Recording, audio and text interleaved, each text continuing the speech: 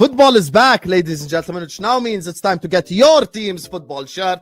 But I'm not trying to pay £120 for a football shirt. I'm just saying. But I have found the solution for myself and for you, the lovely audience of the Don Sam channel, with your own coupon promo code. And this is the solution, ladies and gentlemen. All you've got to do is just go to okjersey.com. As you guys can see, all the options are there. Of course, I'm a Liverpool fan, you guys already know. And then this is the shirt. Look how amazing it looks. I'm just gonna go pick my size, and then after that I'm gonna choose the Premier League patch. And listen, I'm too old to be putting any player names on the back, so I'm just gonna get it as it is. I'm gonna click add to cart, view cart, and this is the same thing that you guys do on any website. You proceed to checkout, you fill in all your information, and then after that, coupon code Hussam. When you click this coupon code, you get a 8% discount. Enjoy shopping, guys. Sorry, I decided to sneeze like 1 second before we went live. Bismillah ar-Rahman ar-Rahim. Hello, everyone, and welcome back to the channel. Whew, what a sneeze right there. That knocked the wind out of me. That's more entertaining than watching Liverpool play this season. Anyway, big up to everyone locked in. Make sure guys are liking the video. Make sure guys are subscribing to the channel if you're yet to do so. We're here to speak about Liverpool Football Club, aka the depressing topic of the week, or of the season so far, really. Big up to everyone locked in. Like the video, subscribe to the channel if you're ready to do so. Keep getting stuck in the chat. Keep letting me know your opinions. All the links are in the description. K-Mac channel is in the description. The Ram stand is in the description for more streams where he's playing FIFA on the side. Jamie Phillips is on Liverpool Chats TV. Go subscribe to him. Mike Das LFC in the descriptions. It's Sunday and Liverpool still suck. Emeka doesn't have a channel, but you can find him exclusively on this channel. So like, subscribe. There's already 220 people in here. Big up to all everyone locked in. Big up to all the moderators. Big up to everyone. Let's start with the obvious topic that we've got to start with, which is Marc Guehi. And I feel like the only one that can represent the true anger of me and the fan base is Mike Das. So today we start with Mikey. Mike, man. talk to me, brother. I mean, listen, I'm not angry. We sat here. What was it? Was it 2 weeks ago? We had this conversation, and I tried to explain to some people's displeasure that any competent human being on the planet that plays professional football that is being parlayed by Liverpool or any other top club should pick any other top club. I know that, you know, in the circumstances of the summer, there were people who thought that there was a gentleman's agreement, but unfortunately, you know, time doesn't work like that. Marc Guehi could tear his ACL tomorrow. Obviously, I don't want him to do that, but time is a luxury in sports. You only have so much of it, not to mention the fact that most of these guys' careers are 10 to 12 years. I bet you the average is probably even less. So at this point, he needs to think to himself, I need to win now. City have the best chance of winning now. City will give me more money in the long run. City also have a much better project. City have a better coach. This is what makes sense to me today. Crystal Palace don't look like they're doing anything. They're going to be lucky if they make it anywhere in this UEFA, I don't even what conference league. Yeah. They're probably not going to make the top 6, so that they probably won't even get back into Europe. So it doesn't make any sense for him to stay there. I have no bygones against the club itself. It is what it is. At the end of the day, Liverpool could have ponied up more money, probably could have gotten it over the line. And as I said at the end of the summer, what's an extra £10 million going to cost you for security? Now it's now, you know, we look back in January and we think, wow, I mean, if we only spent 45 and if we didn't try to penny pinch and if we had just made them an offer they couldn't refuse, that 10 million would have gone such a long way. But nonetheless, I've been saying for weeks, there's a lot of people who think that Marc Guehi would just solve anything. And I don't think he would solve anything other than he would make a few less mistakes on the ball than Konate. But we would still get thrashed by teams in the counter. So if you're upset, I don't know why you're upset. Your expectations should not have been that we were going to get Marc Guehi. Your expectations should not have been that we would sign anyone this January. And you know, good luck to Guehi. He, in my opinion, he made the right decision as of January 16th, 2026. And I believe Manchester City got him for half the price that we even offered in the summer. I mean, a total, utter bargain. So yeah, you know, big up Richard Hughes. Big up Arnie Slot for wanting a small squad. Big up Michael Edwards and John W. Henry for trusting Arnie Slot in this tough time. Big up to the club for being 14 points behind Arsenal. Big up to the club for not signing anybody. big up Wataru Endo for being my backup center mid. And yeah, bro, life's looking beautiful, man. Hey, but you know what, guys? Xabi Alonso's going to save us, right? The guy who just failed miserably at Real Madrid. He'll come and he'll save us. Big up. Mike, you're being a bit pessimistic there, mate. Alonso didn't fail at Real Madrid. He's got the best record than any other Real Madrid manager that started at the club. Let me just carry it. You're being a bit pessimistic. Yeah, 100%. 100%. I genuinely don't know. Everything you said, I agree with, except Alonso. I'll be honest. Everything else, I agree. I don't know who to be more angry with right now: Arne Slot or the board for not sacking him, which all comes back down to Arne Slot being shit. So it's like, I don't. To be honest, the thing that started this whole downfall to begin with is Arne Slot. Really. I mean, the end of the day, is he going to play Guehi anyway? Like, Canate could be kicking the ball in his own net twice, and he'd still get picked the next game. Like, doesn't matter. No. Just so I can gauge kind of just where you guys are at. Are we choosing to believe Indy or not? No. About what? We're not about what? Just in general. What did Indy say? Like, believe him about what though? Yeah, he said a lot of stuff. Because he came out and said basically that the answer about, is Slot going to be manager or not, was essentially like, we don't know. Which, to be fair, that's still stupid. But why? Tell me why is it stupid? Because again, like I said in the if you join a football club, isn't knowing who the manager is going to be essential part of the conversation? No. As in, like, it's stupid in saying that what did he say? The club wouldn't pursue him because they don't think the manager's going to be there. That's not what he said. Okay, what did he say? His thing, and he tweeted out. Let me tell you the exact tweet, the Indy tweet about both sort of the Semenyo thing and the Guehi thing, and he lumped them up with the same kind of like information. Which, look, here's the thing. I get people don't like Indy, but in the summary he was quite accurate. This is basically what he says. Marc Guehi asked Liverpool if Arne Slot would be the manager next season. The answer was no comment. Manchester City have taken advantage of the situation at Liverpool, and he's basically saying twice with Guehi and Semenyo. Like, both players essentially asked if Slot is going to be there, and the comment thing was no comment. Is that crazy to believe? Why? I believe that. I actually do believe that. I think it's a case where both players potentially. Again, if we're coming off a Prem title and you're talking to these players, it's different than midway through the year. They've seen the struggles that the team has had. They see that this manager clearly looks like he doesn't know what he's doing. And obviously, if you're going to commit 4 to 5 years of your prime to a club, you want to know what the direction is. So I think it's only reasonable that they would ask that question. And I do think that in both cases, it's just a case of the players rejecting us now versus potentially wanting to come before. And I think at that point you have to look at the board, you have to look at the manager. I do think they're going to use this whole Slot situation as a cop out. They're going to say, we're not going to back you now. You have to go prove you can get top 4 with the resources we have. And that's going to be the reason that we don't invest now. But I just think it's negligence. Like, we still have things that we can play for this season. Specifically the Champions League, and for us to just basically tap out for the rest of the season, because that's what I think it is. Like, we already took a risk coming into the season with the way that we stacked the team up. We were already underserved.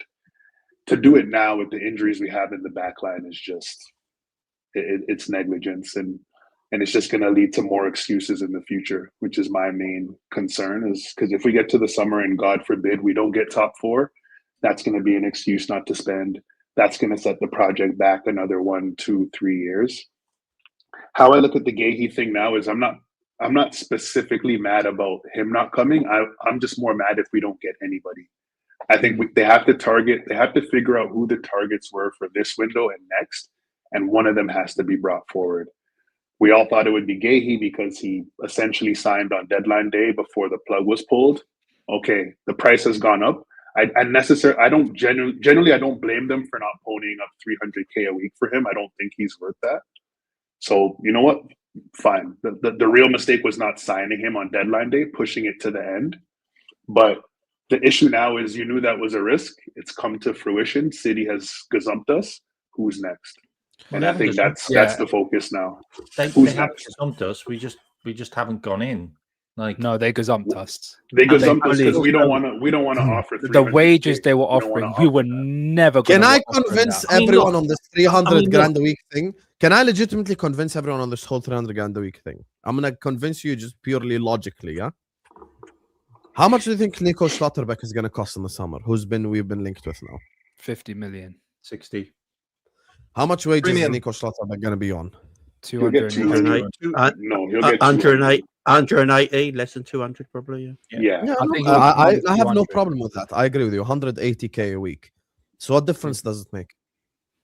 That signing. So, from what I've heard, the signing on bonus is what I've heard is mad. It's like they offered a pre-contract signing on bonus on top of the 20 million that they offered Man City. It's like 30 odd million. It's nearly 35 million. It's crazy money. It's crazy, and I would never expect. Do you know what? If I hear those kind of figures, I'm like, I want either Bastoni for that kind of level of centre back. Whether I think he's gonna work or anything, it's just that caliber of centre back I associate with those kind of figures. Like Guehi for me. I don't make it. I'm keeping it a buck. I want a Guehi, yeah, but those kind of figures, I'm expecting Virgil van Dijk when he joined kind of levels. Who doesn't exist in world football right now? That's what I'm saying. I'm doesn't- going to use logic. Was Marc Guehi the best available centre back? No. At this moment, yes, because No, I he's the only think so. he's one I of the think few so. centre backs that were very, very good. And I looked at it from a perspective of I think Marc Guehi starts for all teams in world football, not called Arsenal. He's better than Hoyson at Madrid. He's better than Eric Garcia. He definitely starts at Bayern. He starts at Inter, all these clubs. He starts at Napoli. He starts at Liverpool, City, everywhere.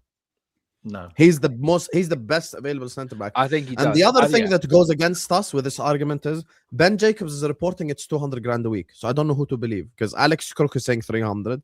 Jacobs is saying 200. I don't know who to believe. Thing is Ben Jacobs, I believe, he works with Alex Crook. So if Alex Crook's saying 300, Fabrizio's saying 300, everyone's saying 300. It's 300. Yeah, they're all saying The fact 300. that I had my rage out moment earlier on my show. I got it right out my system, and then I've looked more at the story at hand. Yeah, it's as simple as this. Marc Guehi chose the money. People might hate that, right? But he's a professional footballer. He's a human being, and he chose the money. There's nothing wrong with it. There's nothing wrong with it. Just money. It's not just money, Jay. Semenyo's on 250. So if Liverpool, I don't think it's just money though, Jamie.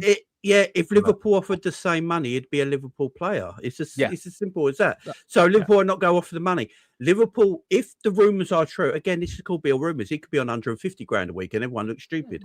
But with the rumours at the moment, he's on 300 grand a week, which is like he's on between something like 13 to 15 million pound a year, which is around that 300 pound mark, right?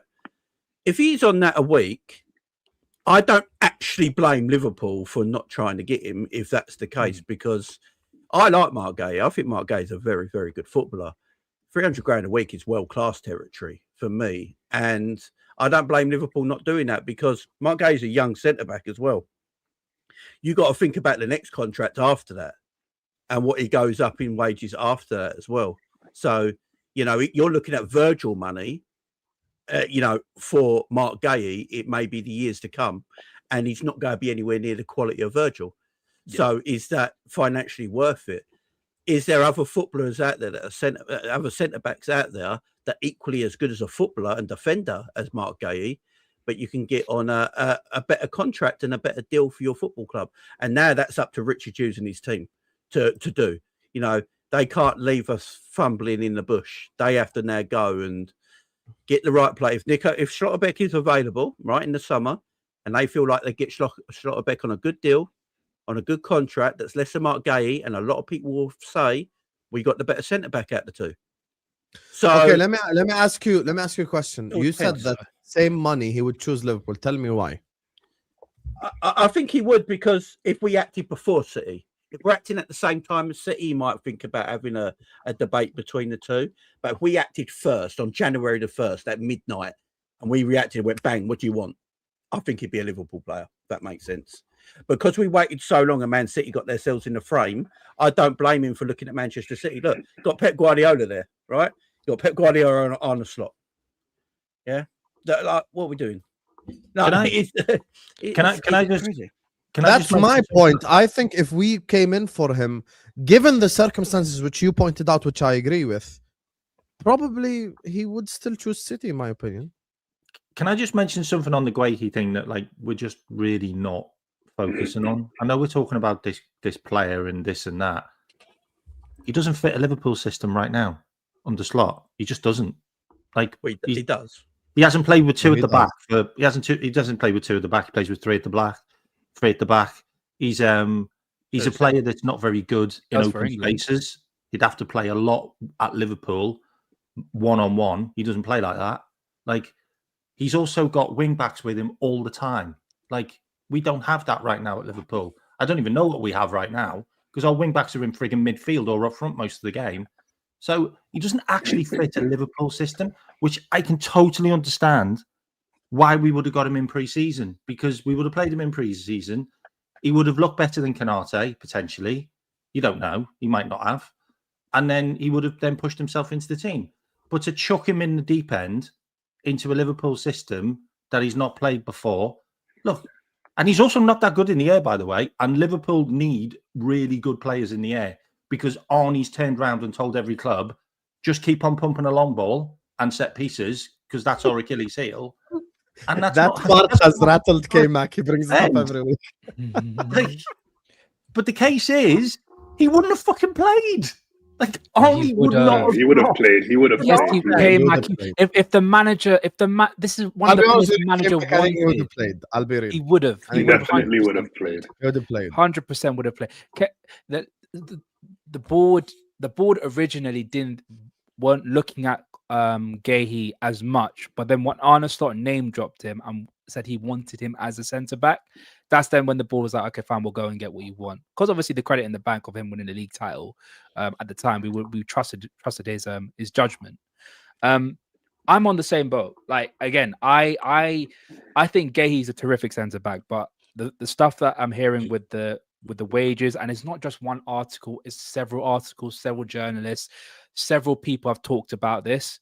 It's crazy. It's crazy the amount of money they were looking for. However, I think we're going to get on to the next part of the next section of this show. Is my main issue with this overall is that we don't look like we're going to get anyone else.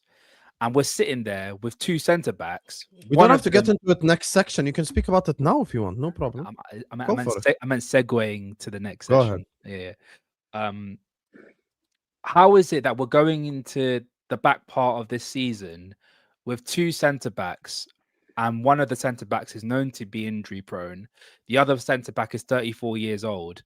And our backup centre back behind those is having a scan because he has a muscular injury. Like, what are we doing here?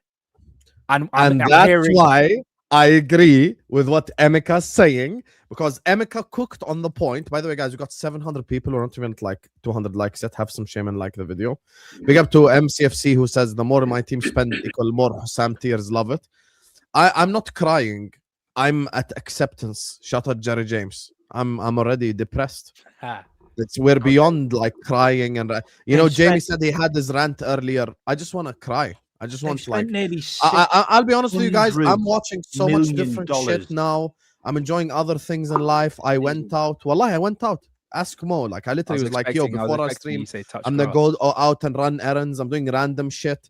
You know, on GTA, when you finish the game, you start doing side missions. I'm just doing side missions outside. Like, hey, mom, do you want anything? Do you want water? Like, anything. Just let me go drive outside. Touching, there is no grass right now because it's raining and shit. Touching snow, all this. So I'm just doing different shit. I'm depressed.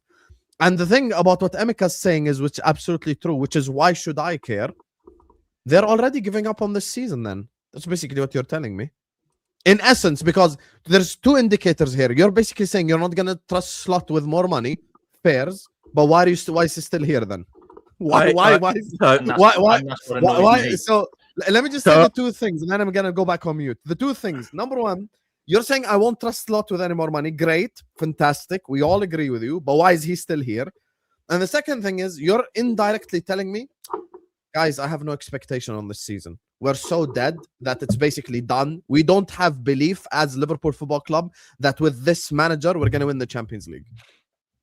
So because they have zero hope in that basket, they're not investing.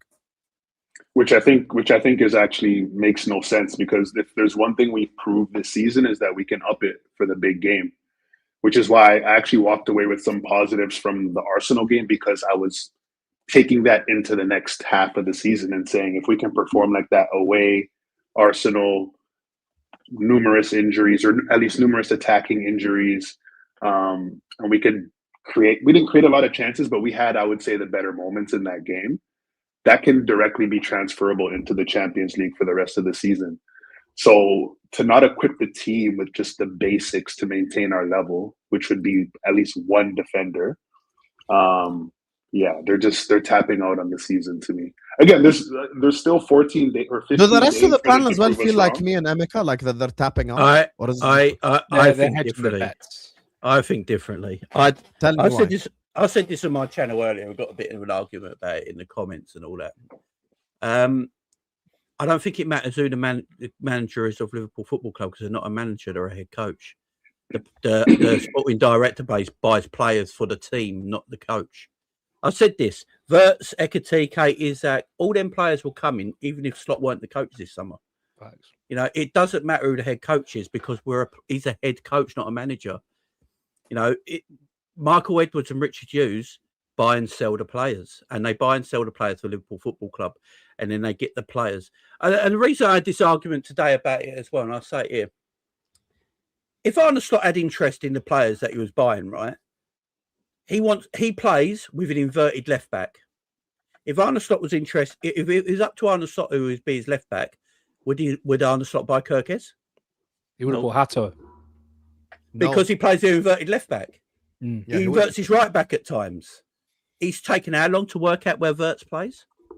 So, look, Richard Hughes went to him. I came in to confirm in lies. I don't know what you're on about, Tron. Richard Hughes probably went to Wirtz, to Arne Slot. We're thinking about buying Florian Wirtz as a creative midfielder for you in the summer for next season.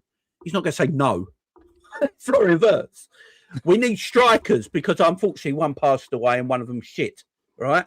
So we need a striker. They went, we're looking at Ekitike and Isaac. Oh no, I'm not going to say no to it, is he? He's going to get him in. You know what I mean?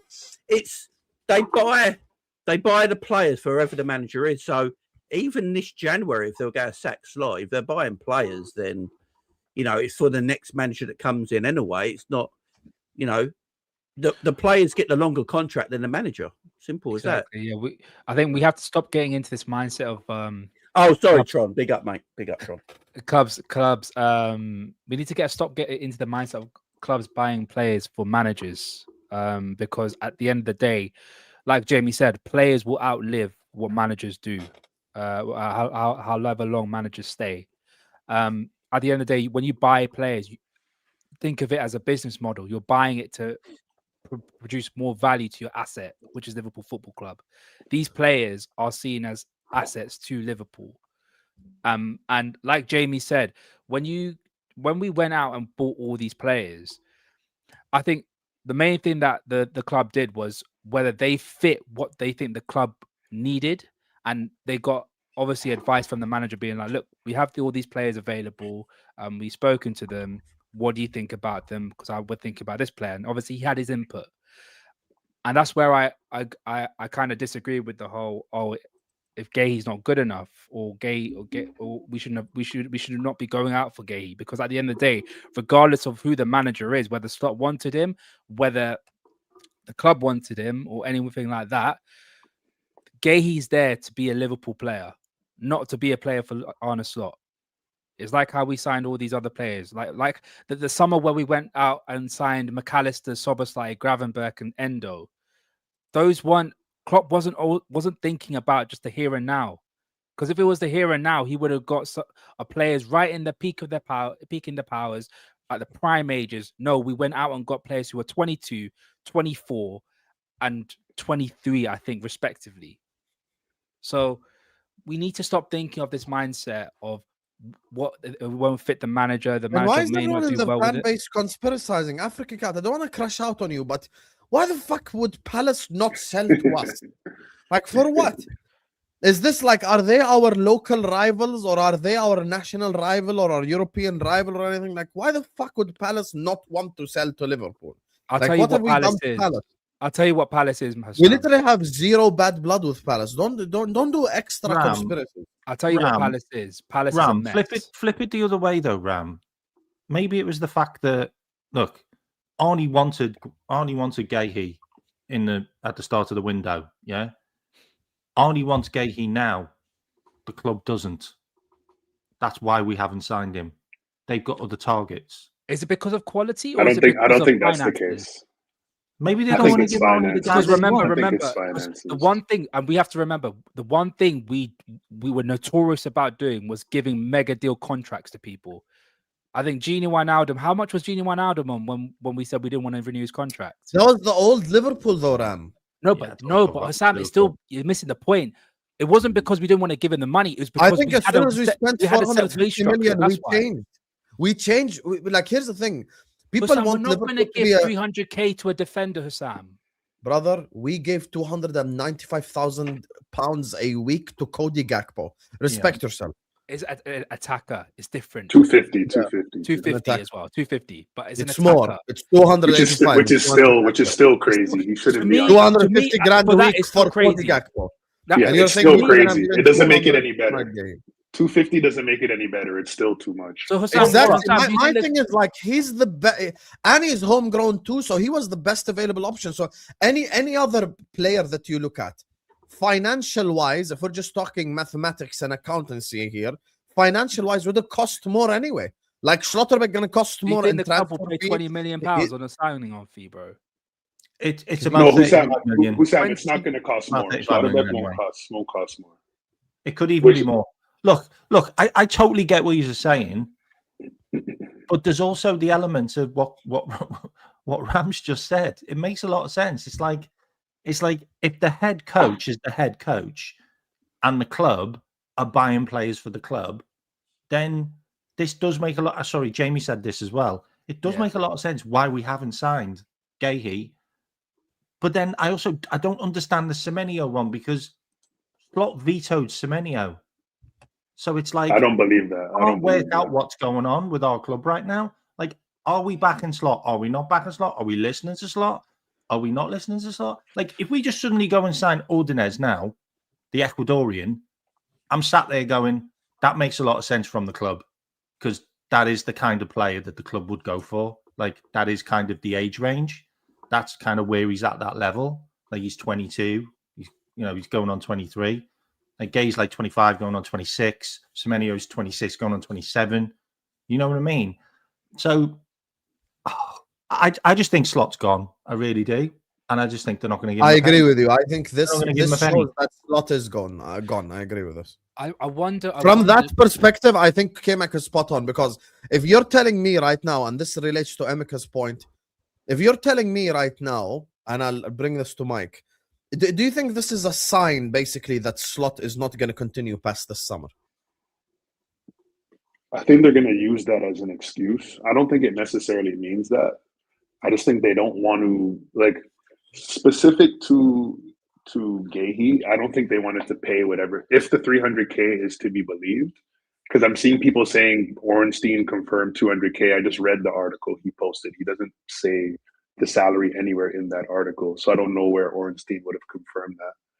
But if the 300K is right, that Alex Crook or whoever posted, then I just don't think we wanted to pay that amount.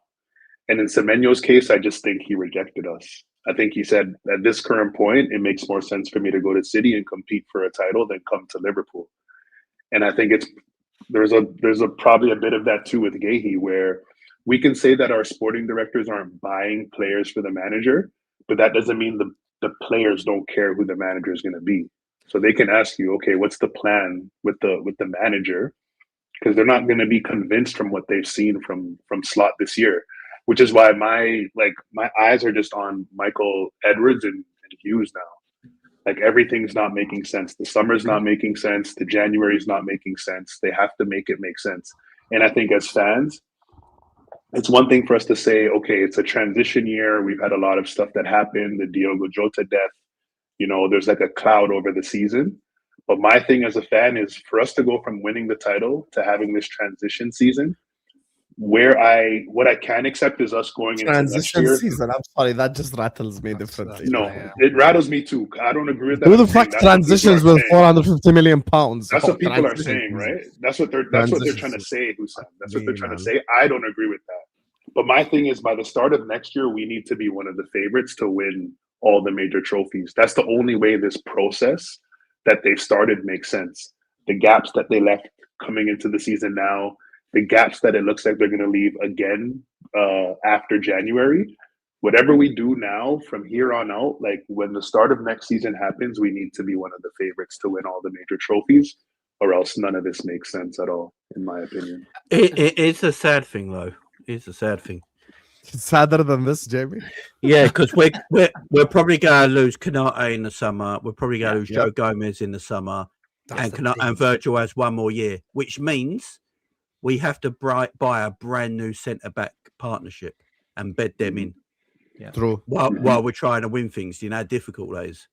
That's extremely difficult. Unless Gomez stays with a 35-year-old. We're literally doing what we did in 23-24. We're just signing a completely new midfield. We're doing another midfield rebuild.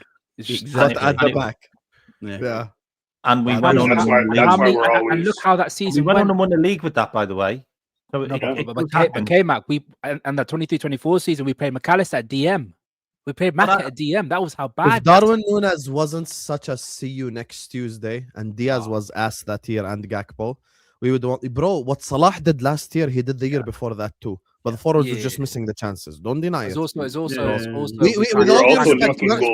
want to know why Jurgen Klopp? You want to know why Jurgen Klopp is the reason why we're in this position to begin with, and why I love Jurgen so much. We dominated Manchester City, Rodri Manchester City, Haaland Manchester City with the likes of Conor Bradley, Harvey Elliott, Wataru Wendo, McAllister. Like, we dominated them for possession, for XG, for shots on target, for everything. And we literally, Luis Diaz looked at Ortega straight in his face and shot it at the corner flag.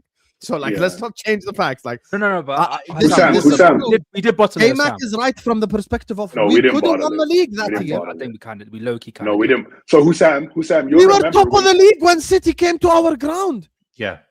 And that doesn't take into account when Doku switched in music game. That Crystal Palace game, bro, the chances that we had, I'm sorry. So Ram, why I say we didn't. So again, technically history will show we modeled it. We were top. But what I'm saying is Hussam will remember this, because Hussam, when I came on your channel at the start of last season and I said, I think we were going to win it last year, is because I said I thought we should have won it 23-24. Remember that graphic I sent you, Hussam, with how many injuries we had at the back? Yeah, we had a lot of injuries. Our whole team was gone. Trent, it was ridiculous that we were even. Salah didn't even start against Man City. You guys remember? Yeah, Salah was. He didn't even start. We won a trophy with the kids. We won a trophy with the kids. Yeah, exactly. So I think if we had our team 23-24, there's a very good chance we could have won that season as well. Which is why last year didn't actually surprise me, because we kept everyone fit. I'm like, we should be one of the teams competing for the title.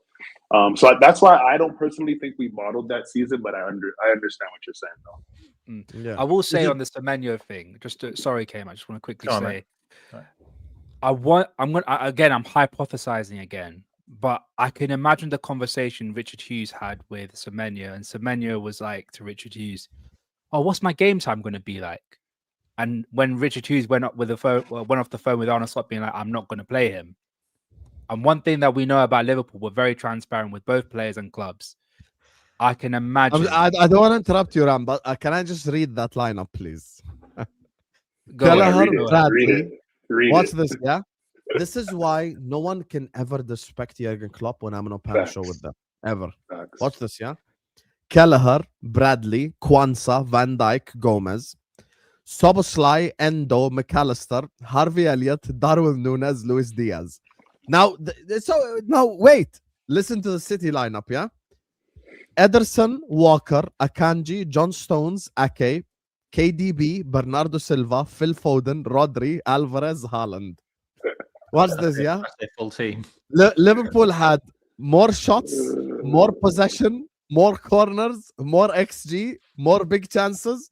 And only the reason why we just didn't win the game is literally just because of like us missing chances. Because of a refereeing. Don't forget the refereeing decision. And Doku kicking switching music. We were on that stream on the terrace. I was about to flip out. Yeah, we were raging. I remember. Yeah. We can't compare anything to an elite manager in Jurgen Klopp, though. That's the absolute difference here. You know, he was an elite level manager who made players run through brick walls, you know, to please him, and they'll do anything for him. So, you know, you haven't got that level of manager in there. You know, we got a manager who doesn't want. Instead of players running through brick walls to play for him, they're trying to run into a road to get away from him. Yeah. That's the difference now, right? His man management's terrible. It's literally the difference now. So, you know, football, I think, is more about as much about man management as it is coaching at this level, because a lot of these players are so talented. But look, I think with the Semenyo one, I think I saw an article about Semenyo today where as soon as he heard Man City were interested in him, he won't go say yes to anyone else. He wants to work with Pep Guardiola. We got to think. Pep Guardiola. That's what I was going to say. Is the best coach of his generation, and players want to play for him. You got if they know Man City want you, Pep wants you, and you got to remember at Man City, Pep's the manager. Can you imagine Richard Hughes trying to tell Pep Guardiola who to buy? You know, could you imagine that? Could you imagine that in a boardroom? You know, it ain't go down well, is it? Like Jurgen didn't go down well. So. Yeah, like as soon as Man City were sulking, Hussam. Don't go to the chat and say that I'm sulking. I'm just talking to the chat. Stop interrupting Jamie. No. This is bullshit. No, but what you just did is you a question. You allowed Emeka to interrupt you. No, Emeka just jumped on it. I don't know what you want. Emeka's a nice guy. Emeka, the second, like literally the millisecond you stopped speaking, Emeka just jumped on. I'm not going to interrupt Emeka because I'm not a fucking asshole. But can you take me out the middle? Why you interrupted Jamie? I'm separating you here. Well, but listen, Jamie, apologies, but that's because he went to the chat to talk behind my back. My bad. I'm sorry, Jamie. I didn't behind your back, you're on the show.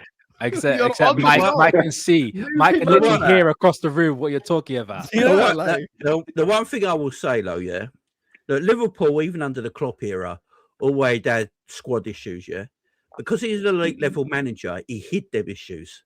We didn't speak about it that much. If Arne Slot was doing his job this season with the players he had available, and we were doing very well in the league, in Europe, and everything like that, and in the cups, I don't think we'd all be that pissed off and unhappy right now. Mm-hmm. But because he's not doing his job, it looks like our summer was shit. Do you know how mad it is? Now we're looking at it and going, I think we need 6 or 7 players in the summer. But if he was doing his job to a high level, we'd go, oh, maybe we need 3 or 4 because he's so good at his job. You can hide some of the missing pieces like quality elite level coaches can do. That's what they do. That's what they're great at. But this manager's not that. So we're all sitting here now. We need a whole new squad again. And it's the managers at the fault here. The funniest part about this whole conversation on beIN Sport, what's playing is Liverpool Barnsley highlights. Listen. I want to punch something right now. I think. And Jamie, you're right as well. Sorry, Mike, 2 secs. But you're right as well. And he would have used his squad. And we'd have gone, okay, yeah, some of the squad players are good. But he hasn't even used his squad. So now we're talking about, well, we haven't even got a squad, have we? Like, we don't even know whether we can trust our squad players. Yeah. The problem is very simple. Number one, the club never truly wanted Marc Guehi. That's just that, like, based on the sequence of events. Again, I refer back to what I said 5 minutes into the show. I said in August, a week before the whole Guehi thing came out. Your heart. I just broke the British transfer record twice, and now you're harping over £10 million. Do you want the player or not? You've already proved that you're the biggest kid on the block. You got the deepest pockets. 10 mil is fucking nothing. That's pennies in comparison to what I already spent. So you didn't want to pony up an extra 10 just to get this over the line a week early so that they couldn't fuck you at the end of the day, right? Number 2, Semenyo. Listen, regardless of the circumstances of Semenyo, I've made it very clear. If there's an interest between Liverpool and any other big side right now in January, a player is probably going to pick the big side, that being Arsenal or Manchester City, right? Because those are just more attractive destinations at the current moment based on what's happening right now. The issue with the rest of everything is that the problem is very simple. Arne Slot doesn't play football. So there's no sporting director on the planet who can find a player and say, I think this will work for you, because everything that he does from a tactical sense is fundamentally flawed. It makes no sense in the Premier League. It makes no sense in the Champions League. Now, on the day, could he respect his opponent if that opponent is better than him? Yeah, he's proven that. He's respected Real Madrid. He's respected Manchester City. He's respected Arsenal. But that's about fucking it. He doesn't respect anybody else on the planet. And you see that time and time again. So I don't know how Michael Edwards or Richard Hughes are supposed to look at this team and say, I know that you love to vacate your midfield. I'm going to buy you a midfielder that's not going to play in midfield. I know that you love to build up with a back three and use your center backs as 10s. I'm going to go make a fucking center back 10 in a video game, and then I'm going to buy him for you. I know that you want to use this player, but let me just fit this square peg into a round hole that makes absolutely no sense. It doesn't make any sense for us to try to buy players for Slot, because no one on the planet can tell what the fuck Slot wants to do, because everything that he wants to do doesn't make any sense. And then from a player's perspective, do you think that these guys don't watch film? Like every single one of these players has played us. Do you think that they look at the way that we play and say, you know, that looks like attractive football that I want to play? And then do you think that they then say to themselves, you know what? I might not be at a good club right now, but I think what I want to do next year is go into a transition season in the peak of my career with a club that has no fucking idea what it's doing. Absolutely not. Under no circumstance. They're going to say Arteta is on the cusp. Pep Guardiola is the greatest of all time. Those are more attractive to my current situation. Based on everything, it's like, bro, it's been negligence all around. You could have fired Arne Slot in October. You decided to wait for the cancer to spread to all your vital organs, and now you're terminally ill. So, like, again, that's your fault. You allowed this to progress. You allowed this to happen. There are more attractive spots. That's your fault. You didn't need to let this get to the point where Liverpool became so unattractive. You didn't get the right things in the summer, buddy. You broke the British transfer record twice. If you misjudged, you're an idiot. That's your fault. Maybe don't spend 150 million on two separate players. Maybe spread your pennies a little bit more.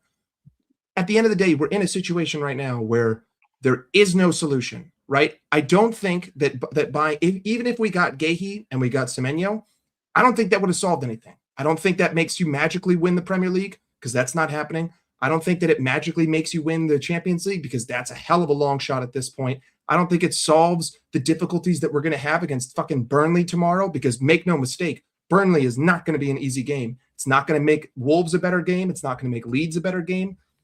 I've seen every single combination of player in every single position that's possible. These players did not just wake up this season and say, you know what, today I'm shit. Like McAllister didn't just wake up and say, I'm shit now. Today I'm shit, right? Gakpo didn't just say, today I'm shit. Virgil van Dijk didn't just say, you know what, I'm going to twerk all season. That sounds like a better idea. Salah didn't just say, I don't want to score a single goal, because scoring is for losers. This is not the way it works. This manager has unraveled this by himself. So I can't blame Edwards and Hughes too much, because I don't know what the fuck Slot wants to do, but I can blame them for employing someone who they have no idea what they're doing, and they can't tell what they want to do. So at this point, I think that the club is making an executive decision to say, if you can win the Champions League, by golly, go do it. It's more than likely you're going to make top four because of how shit this league is. So at least I won't lose that. You have a very good chance of finishing in the top 8 in the Champions League, so that's money right there. Could you potentially go on a little FA Cup run? Sure, by all means. But, you know, I'm going to cut my losses. I know where my floor is. I think I can meet my floor. And then in the summer, I'll readdress everything. And, you know, maybe they just don't want to pull trigger. And also, these other options. So what is the floor then? What's the floor? The floor is 4th place. No, the floor this season, from an executive perspective, is top 8 in Champions League, 4th place in Premier League. Get me that money for the top 8. Get me the money for the top 4. Bada bing, bada boom. I'm already rich as hell. That's my floor. If you go further, you go further. But also, all of these other candidates, guys, it's a World Cup season. Schlotterbeck's not going to move in January. Any of these other prospects that you're looking at, they're not going to want to move in January to go to a prospective club when it's a World Cup summer. Guehi, sure, probably would have started over Konate. Semenyo, once Salah's back, is he going to start over Gakpo or Salah? Fuck no. Ghana's in the World Cup, right? Yeah. Okay. Mike is cooking there. Mike, even listen. Even if he wasn't in the World Cup, like again, Semenyo. If Salah and Gakpo are in the team, Semenyo is not starting unless we are in like 9th place and Salah has to go. Try to put a Band-Aid on a bullet wound, even though he already is. I just like. I mean, I don't know. Maybe I'm just numb to it at this point, but I just don't really care. Like, we could have done this. We could have done this a while ago. It doesn't matter at this point. I'm not going to fucking wake up at 7 a.m. to watch Burnley tomorrow. Not a shot in hell am I doing that. This club can't figure out how to fucking get a 125 million pound 10 to get me consistent goals against teams that aren't in 17th place. Like, you still don't think I still don't know where he plays. Is he my 10? Is he my left winger? Is he a left-sided midfielder? Is he a right-sided midfielder? Is he the fifth man in build-up? What does Florian Wirtz do? Isak? Was he playing striker? I have no idea. Don't you remember what Hodgson said? Oh yeah, just leave it up to the forwards. They'll work it out on their own. It's just people. All I'm trying to say is just no one should be getting like too angry. Like, at the end of the day, you shouldn't get too angry because the club doesn't know what to do, and it makes sense that they don't know what to do because they don't have the balls to fire Slot, and they don't know what Slot wants to do because no one on the earth knows what Slot wants to do, especially the players. And you think that a new player wants to come to a new team and say, "Hey, I know all 11 of you guys get fucked every weekend on the pitch. That sounds like a good time. I'm in. Let's go." That doesn't make any possible sense. The one thing I will say, and the one thing I think most of what you said is factual. The one thing I will push back on is whether the club is actually in a mess. Because I go back to 22-23 when I thought the club was in a big mess, was in a massive mess. With the fact that we had an aging squad, we had a manager that everyone kept on saying that he's being too sentimental. He wasn't going to get rid of the players. He wasn't going to make the tough decisions. I saw people still need to realize that regardless of where we are, we still got quality players in the squad. These players are still of a quality. Like, Kirkes was arguably the best left back. We signed brilliant players, mate. These are very good players. Like, we didn't sign no duds. Like, I know what we see from the pitch, from the manager. This season's been absolute trash, but we still have incredible players who can produce quality moments. Like, we've seen it in our bad patches. We've seen it in our good patches. Of course, they're the only reason why we have any points this season. But the only reason why we've scored any goals. To say that whether a player will pick us over another team, like, I still remember McAllister. People say McAllister picked Liverpool over Manchester City at the time to replace. No. He picked. Wait, hold on, Rams. Can you answer the question just quickly because he's on the full screen? Rams, is Liverpool still more attractive than City? Yeah, probably not. Probably not. Probably not. Wait. You didn't even stand on business. Hold on. There's a very specific flaw. I mean, listen, I agree with you, but I believe that there's a massive flaw in your statement. McAllister did not pick Liverpool over someone else. He picked Jurgen Klopp because no one at that time was under the presumption that Klopp would be leaving. Well, at the time, Jurgen Klopp was Liverpool. Okay, 100%. But that distinction needs to be made. So once Jurgen Klopp leaves, does that mean that Liverpool has left with Klopp? Like, again, these players picked Klopp. Like, more often than not, you're picking the manager. You're picking the manager that you want to play for. But then your flaw in your argument is, why didn't McAllister leave when Klopp left? Or why did Wirtz join based on what Slot told him? Again, based on the reports. I'm still very confused. I'm kind of thinking Wirtz joined because we'd won the league previously. I think it's. I personally think it's blackmail. I think that we found dirt on them. Some of these players, they signed with us. Some of these players look at the players that they're playing with, and they're like, got Wirtz, you got Gravenberch, you got. Obviously, they signed Kirkes, they've got Ekitike, all these kind of players. They're like, they want to be a part of that team. Like, players don't also look at just managers. They also look at the team in general, the quality of players that you have around you, whether they're the qualities that you want to be surrounded by. And we still got some class players in this team. Like, it's not all doom and gloom. It is a very, very. We haven't said we haven't. We haven't said we haven't. We've just got an ass manager.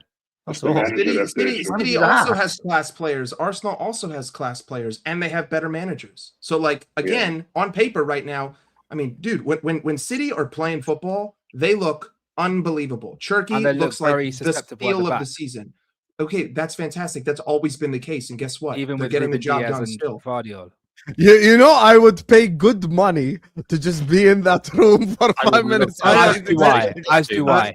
I would pay good money to just like be a fly on the wall for 10 minutes as they're having their I want to understand. I don't think he sweet talked him. Basically what I think it is, they went to him. He was interested in coming to Liverpool because we just won the Premier League, and he probably thought, Richard Hughes and that probably told him the plan and the other players we're buying this summer. This is what we're going to be doing. And building a legacy here. And then the manager's probably got on the phone with him and told him, I want you to play the number 10 and be my creative midfielder. Yeah, that's probably what he's told him, yeah? So he's gone, We're also missing one big factor. And Liverpool paid him well as well. You got to remember well. Is Bayern. Because from what I've heard from the Bayern sort of... Bayern fucked it up. It was bad. They couldn't afford him. The relationship between his dad and Bayern was bad. It was they bad. Couldn't afford him. They couldn't afford him either. They couldn't afford him either. They tried to do a deal. They tried to do a deal with the family where they felt disrespected. His sister. Oh no, that's not what it was. There was more to it. There was more to it. Okay. There was a lot of disrespect. There might be disrespect.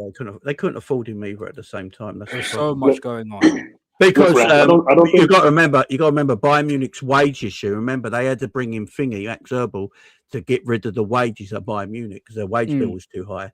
So they couldn't afford Wirtz's wages either at that time as well. So Liverpool took advantage of that, and also with them fucking up with Bayern Munich at the same time, like you said. So it worked in our favour as well, and we acted early. Remember, we spoke to Wirtz from last February.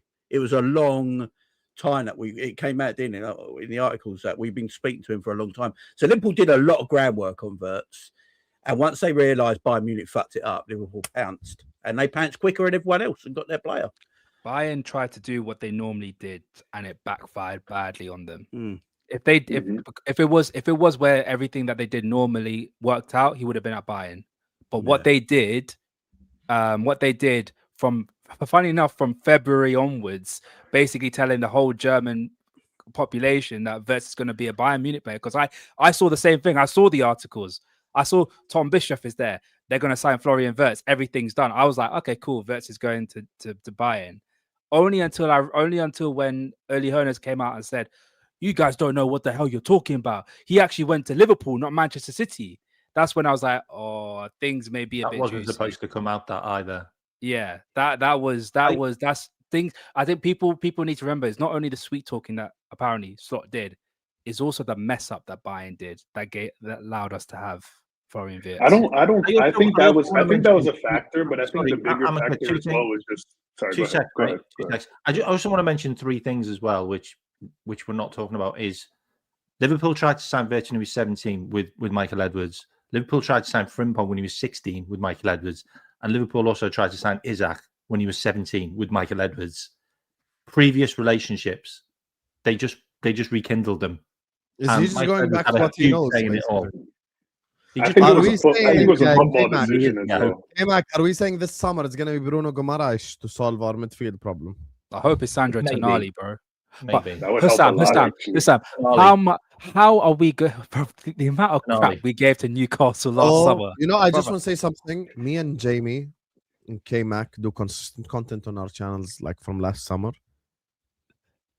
I cannot deal with another summer of Keith Downey and Craig Adams or whatever the fuck. Do you think Newcastle will let us get Guimaraes and Tonali or Tonali? They will not do it again. I cannot do another summer of Craig Hope and all these fucking Newcastle journalists just bullshitting publicly. I just can't. Yeah. Anyway, let me just read this one, and then after that, we're gonna move on, talk about Liverpool's future a little bit. First of all, big up to everyone locked in, guys. We got 1,000 people almost in the building, and we're not even at 300 likes yet. Your return is worse than Arnie slot conversion rate. You're all a bunch of slots. And if I were in your place, I wouldn't have it. Close the live chat. hit the like button right now. Let's get 400 likes, 500 likes, please. So please just close the live chat, hit the like button, and continue to enjoy to watch the show. And big up to MCFC Papi and Thomas for the super chats. Big up to everyone who supports us. Big up, boys. Question. Just got home from work and took a shit. Do you think it could manage better? Wow.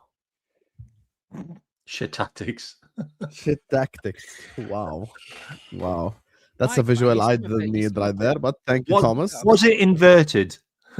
Oh my God! No, it came back. No. Let's go there. Let's not go there. No. Let me ask Mike a question, and then this is our kind of next segment. Smile, brother. Smile. I wanna talk about what's there to smile about. I wanna talk about Liverpool's future. Where do Liverpool go from here, Mike? Burnley tomorrow, Marseille, this Champions League week. You know, where do you see us going as the season progresses and in the short-term future too? You might have asked the most positive fan on this panel this very particular question. My answer is the same as it's always been. We're absolutely fucked. My bar at the beginning of the season was, you got to get me a major trophy. You just spent £500 million. You got to put your money where your mouth is. Anything short than that is an absolute failure. I don't see us winning the Champions League. I do still think we will get far, though. My prediction a couple of months ago was we'll make it to the quarters or the semis, and the second we face an English side, we'll lose. I still stand by that. I could easily see us making it to the semifinals and then losing to a City or a Arsenal, or honestly, at this point, even a Chelsea in the semifinals of the Champions League or the quarters. When it comes to Burnley, guys, we already know how this guy plays opposition he doesn't respect. You're going to see 120 touches for Virgil. You'll see 120 touches for Konate. I don't know who the hell we're going to play at right back. I don't know who we're going to play at right wing because Salah still has to play the third place game in AFCON, so he's not back tomorrow. Cody Gakpo might be fit. I mean, even if he's on 10%, he'll be there. We'll see the same donut hole. We'll see a little less counterattacks because we don't press anymore. Burnley will have a decent amount of possession. My guess is probably around 40 to 45 because there's going to be a spell in that game probably towards the 80th minute where all of a sudden we just can't hold on to the football and we're just kicking it long and we're clearing it from the halfway line and it's Burnley at Anfield and we're under, we're against the ropes like Muhammad Ali is boxing us. It'll be Kirkes clearing it too. Listen, I don't have any issue. You know what's mad, Mike? I was thinking about this earlier. We're going to have individual moments of brilliance. Everything that's going to happen tomorrow, legit. I can predict it now.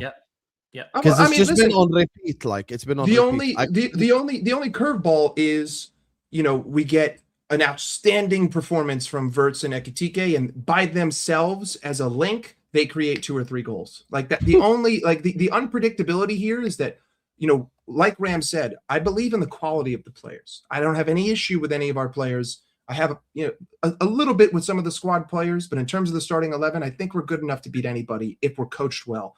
But even if we're not, I have the individual brilliance where if I get the right guy on the right day, doing the right things, I can just score magic. So that's, the unpredictability here. We could go up 2-0 in the first half because Ekitike just decides to be a baller, or Wirtz decides to be a baller, or Frimpong just does it himself once again. But I'm not gonna hinge my bets on that. I'm not gonna hinge my expectations on that. But yeah, we struggle against really shitty sides that Slot doesn't respect, and Burnley are a really shitty side that Slot doesn't respect. This is how we're gonna. Well, that's exactly what's gonna happen tomorrow. Liverpool 2, Burnley 1.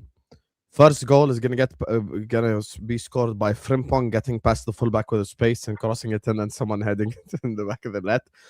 Second goal is gonna be Ekitike linking up with Wirtz. One of them gets the goal, the other gets the assist. Burnley will then score, get one back. After that, they will continue to dominate us for the next 35 minutes with ball possession, with big chances, with XG. But we're gonna end up hanging on and winning the game 2-1. And the unbeaten run continues. And then we all whinge afterwards. I hate you so much. Watch this. Yeah, watch this. First substitution. Frimpong off for Curtis Jones. Szoboszlai moves to right back.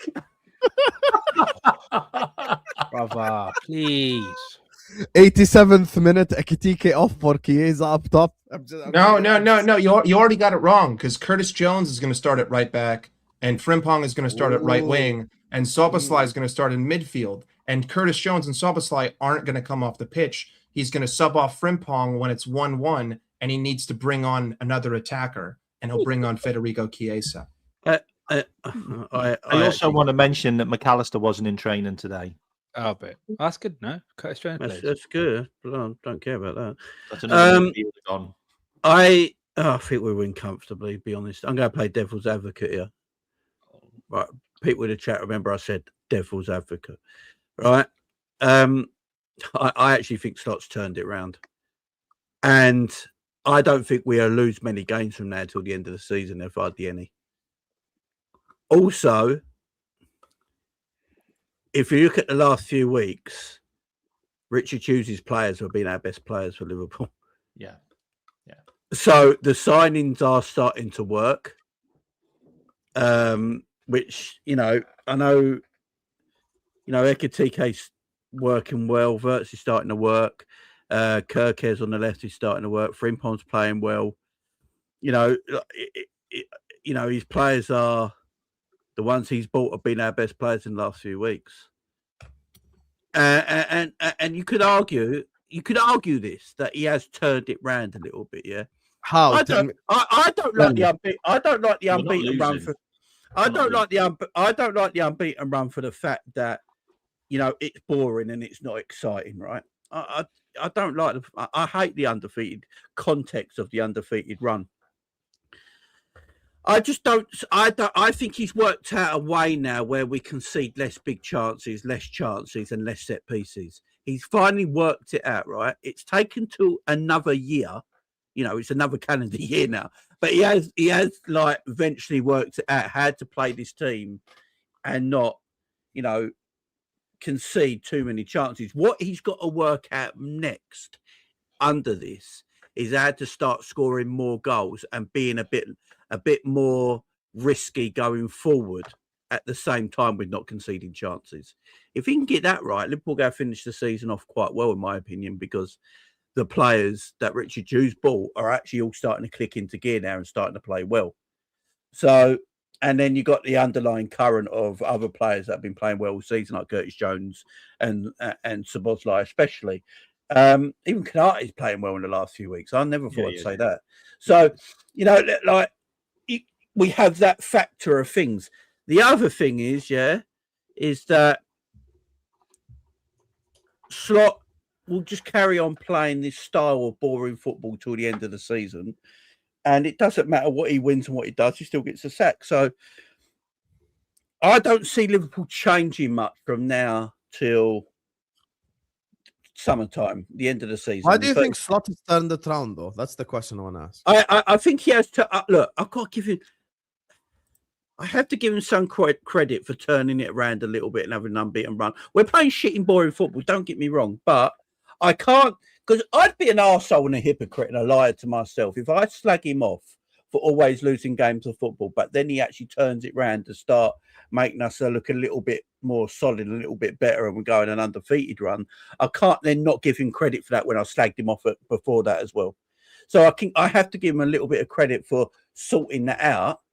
It's still boring football. I don't enjoy watching it. At this moment in time, because I'm obviously doing Liverpool content, I have to watch everything Liverpool. So my eyes are glued. But if I was like Mike or the guys who live in North America or Asia or anything like that, getting up at 4 a.m, 5 a.m, 6 a.m, 7 a.m for a Liverpool game, I honestly wouldn't know if I'd do it right now because the performances are so bad. I probably know what the result's going to be. He'll probably not go and lose the games. Either going to be a win or a draw, and I'll watch the highlights later. So performances have to kick on a little bit, and that's my main problem. It's not the result so much at the moment. It's the performance level of the football club. And he has to find a way of making us a bit more entertaining going forward now. Because he's got the players. He's got the players. And if I can't believe it's taken him this long to work out. But if you get Wirtz and Ekitike very close to each other, magic happens. Yeah. And the fact it's taken him that long to figure that out is a bit of a worry. But now he's figured that out and he's working out what to do in his midfield and how to keep people at bay and keep chances at bay and things like that. If he can carry on in that way, then I'm just batting shit. Look, it could all be bollocks. You know what I mean? Has he figured that out though, Jamie, or have the players just had more time to play together and build those? I don't think he's figured out anything specifically with Ekitike and Wirtz. I think they're just two ballers that have time to play together now. They have time to play together and link up. Right? I give him I give him Wirtz credit. I don't want to slot at this football club, but I'm not going to be that guy. I give him a bit of credit here. With Wirtz before, he made him stick to a position. He was very position orientated. Now he has gave Wirtz more freedom to pick up them. You think so? Yeah. Wirtz has got far more freedom. That's something to praise, though, Jamie. No, I feel like Wirtz has always had the freedom, though, in our system. Like even when we played that 4-4-2 versus Frankfurt, where he was starting on the right, if you looked at his heat map, it was everywhere. No, but it's where he plays, though, particularly.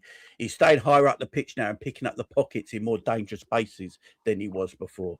That's what he's giving him a license to do now. He's not, that's what I think he's more giving him the license to do and getting closer to a striker, and playing off each other in that way. And look, will it change when Salah comes back and he comes back in the team? We'll think, I don't know, but look, he plays not to lose. Yeah, we can all agree with that. He plays not to lose. He's got to now start playing to win. Yeah, that's what I want to see as the next elevation of this turnaround that he's doing. He's got to go from not stopping. He stopped the bleeding. Yeah. That's fine. He stopped the bleeding. Now you've got to play to win, and that's a different mindset entirely as a coach, ain't it? And that's what I need to see. And to that point, Jamie, he has to set the team up properly, right? Like when Salah comes back, now, it's like just a second, K-Man. When Salah comes back now, it's not a matter of I'm going to drop this player and not use him. We have a system where he can be used effectively. You put him up top with Ekitike, put Wirtz in the 10, and then have three midfielders behind them doing the work and the dirty.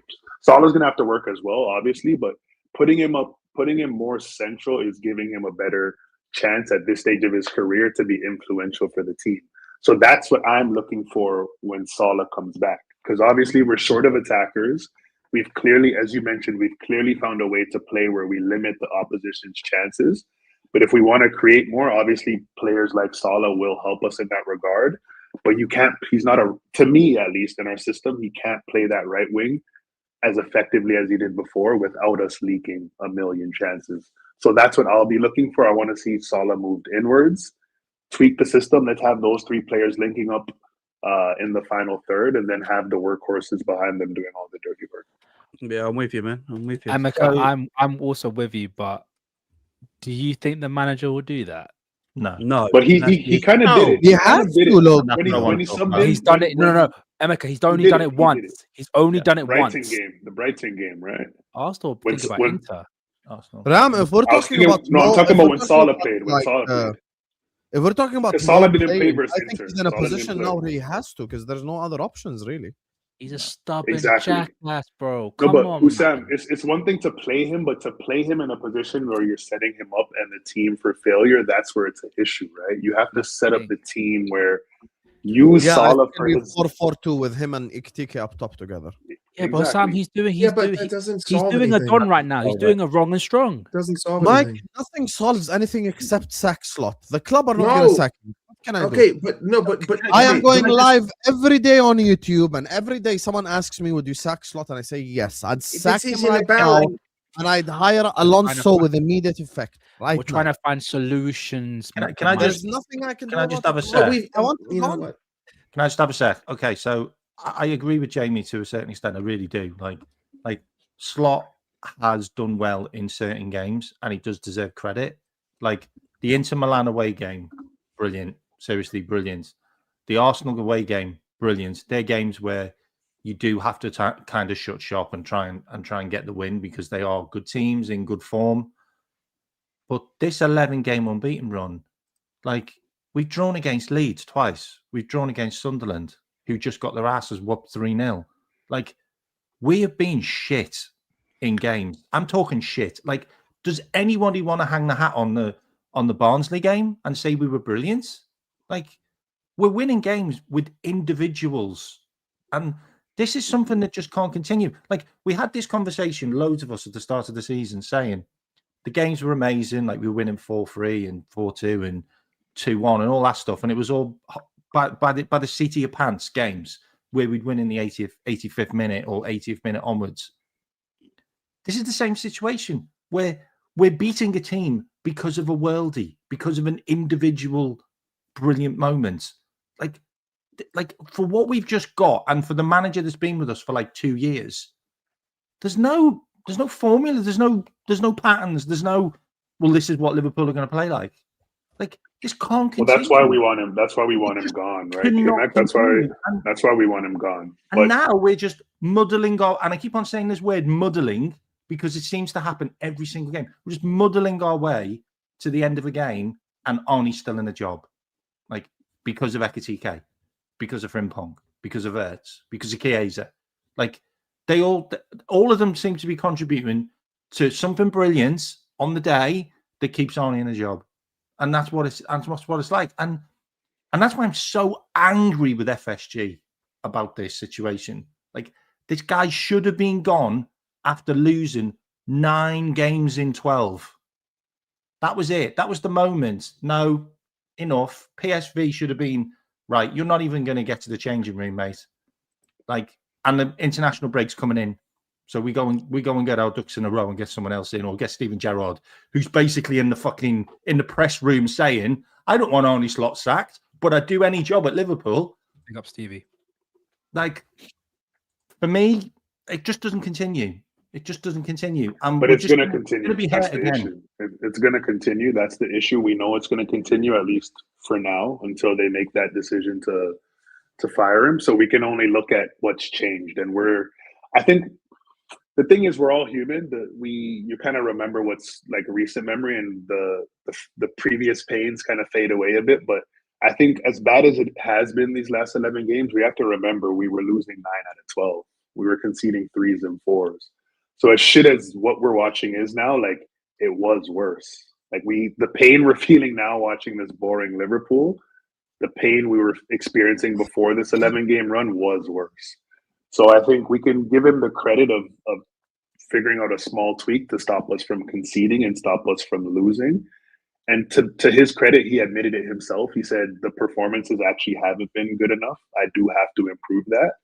But we've heard him say that a million times now. So it's just a matter of, you have to do it now. We're tired of hearing the same thing. You have to actually. Maybe that's how he convinced Wirtz to join the club, sweet talking him a little bit. Literally. He's very good at saying this, like, good shit you want to hear type shit, like, but nothing changes. Let's improve the performances and all this. And in the end, it just never improves. And that's just the thing.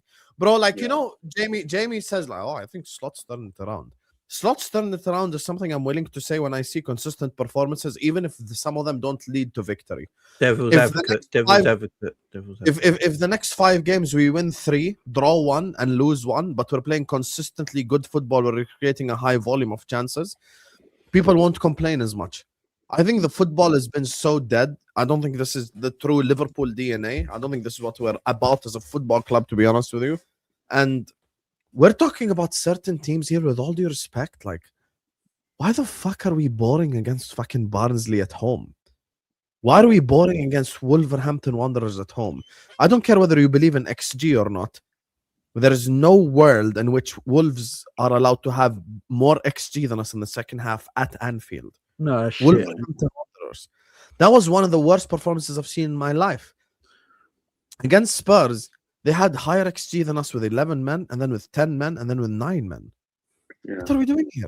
Like, I'm at those games now where it's like, just give me. I'm about to sound like a Spurs fan here, but I'm gonna go ahead and say it anyway. Just give me some good football, man. Give me some fucking entertainment at least. Like, give Mike a reason to wake up at 7 a.m. and watch us play football. But this moment in time, he got no reason. I don't blame him. Fair enough. You don't want to wake up at 7 a.m. to just watch Frimpong try to get past the fullback for the whole game and just whip crosses. And I get it. I understand. Don't worry. Not mad at you for it. But this is the position we're in. Yeah. This is the position we're in. And And to be honest with you, the worst part of this whole conversation is something Emeka said an hour and 10 minutes ago, which is, in essence, they will never directly say it. They will never publicly say it. The journalists will never say it. But us not signing anyone in January and keeping Slot is basically saying this is a gimme season and we don't give a fuck. Let's just be honest. That's basically what they're saying. Indirectly. Can I ask like a question that I don't actually believe myself, but I just want to ask this question. Does any signings this summer, this January, actually improve anything Liverpool-wise for the rest of the season? Like, what does it improve? Because we probably can't finish any higher than fourth. Are we going to win the Champions League with Marc Guehi? I think we can. That's the thing, Jamie. I actually think we Liverpool heritage is 100% capable of winning a heritage. But what if we win? But what if we win a Champions League anyway without any signings? Yeah, I'm not saying we can. It's not going to happen most likely, though. Yeah. Jamie, Jamie is right though. The signings that we made would only be a backup. They'd only be a backup. So Jamie, to your point, isn't going to drop anyone. I'm not saying I believe what I'm saying here. I'm just asking the question. To your point, we can do it with our current roster, but the chances are diminished because the likelihood of another one of our defenders getting hurt is so high. Like, someone's most likely going to get hurt or miss time at a critical point, and that's when it's going to hurt us. Like, we're relying on Konate, who, to his credit, the last year and a half has stayed relatively injury-free. Yes, big up to Ruben Peters as well. Big up to them for that. Gomez hasn't proven, like, we know he's not going to stay healthy, so that's off the table. VVD, I get more and more worried by the day. Like, he's playing in these like meaningless FA Cup games now. Like, these are games like VVD in the best of times doesn't rest, but these were the games where at least he'd get to sit out or at most play 45 minutes. He's playing 90 minutes against Barnsley. Like, I just don't know how sustainable that is for the rest of the season. So I just think they have to bring somebody in. Like, they have to. I don't know. It's tough. You just said a meaningless FA Cup game. That could be our only cup this season. So, no. I don't want to say meaning. I don't want to say that the cup's not meaningless. The cup's not meaningless. The competition. We should be able to beat Barnsley without VVD playing. That's I think it in that way. He's saying I should be able to beat Barnsley even without Van Dijk, which we should all agree with, in my opinion. Yeah. I'll ask a question. Whoa, we're echoing. Should Liverpool stop looking at high value players all the time and buy some good players just to add squad depth at times? Because we're looking at high valuable players, yeah. So we're looking at apparently these high value players that we want to bring into our football club. Could we get a high value player, but then maybe, go and get a 21-year-old winger from the French league that's got a lot of pace and dribbling skill about him, right? That's going to cost you 25 to 30 million. And then from there, go and still get another high valuable player over that. You're basically saying you want us to do what you did. Here's the issue. I completely understand where you're coming from. Two things. Number one, let's look at it from City's perspective. City are doing what they're doing right now just simply to correct mistakes of the past. Like, in my opinion, Marmoush is to correct the Savio mistake.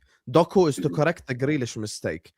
Semenyo is to correct the Marmoush mistake. You get me? Like, these 20 players. When you buy these average players, they're buying them. Who have, like, if I pull up the latest City transfers, who would you consider a success? So far, Shirk has been a success, no doubt, 100%. Yeah.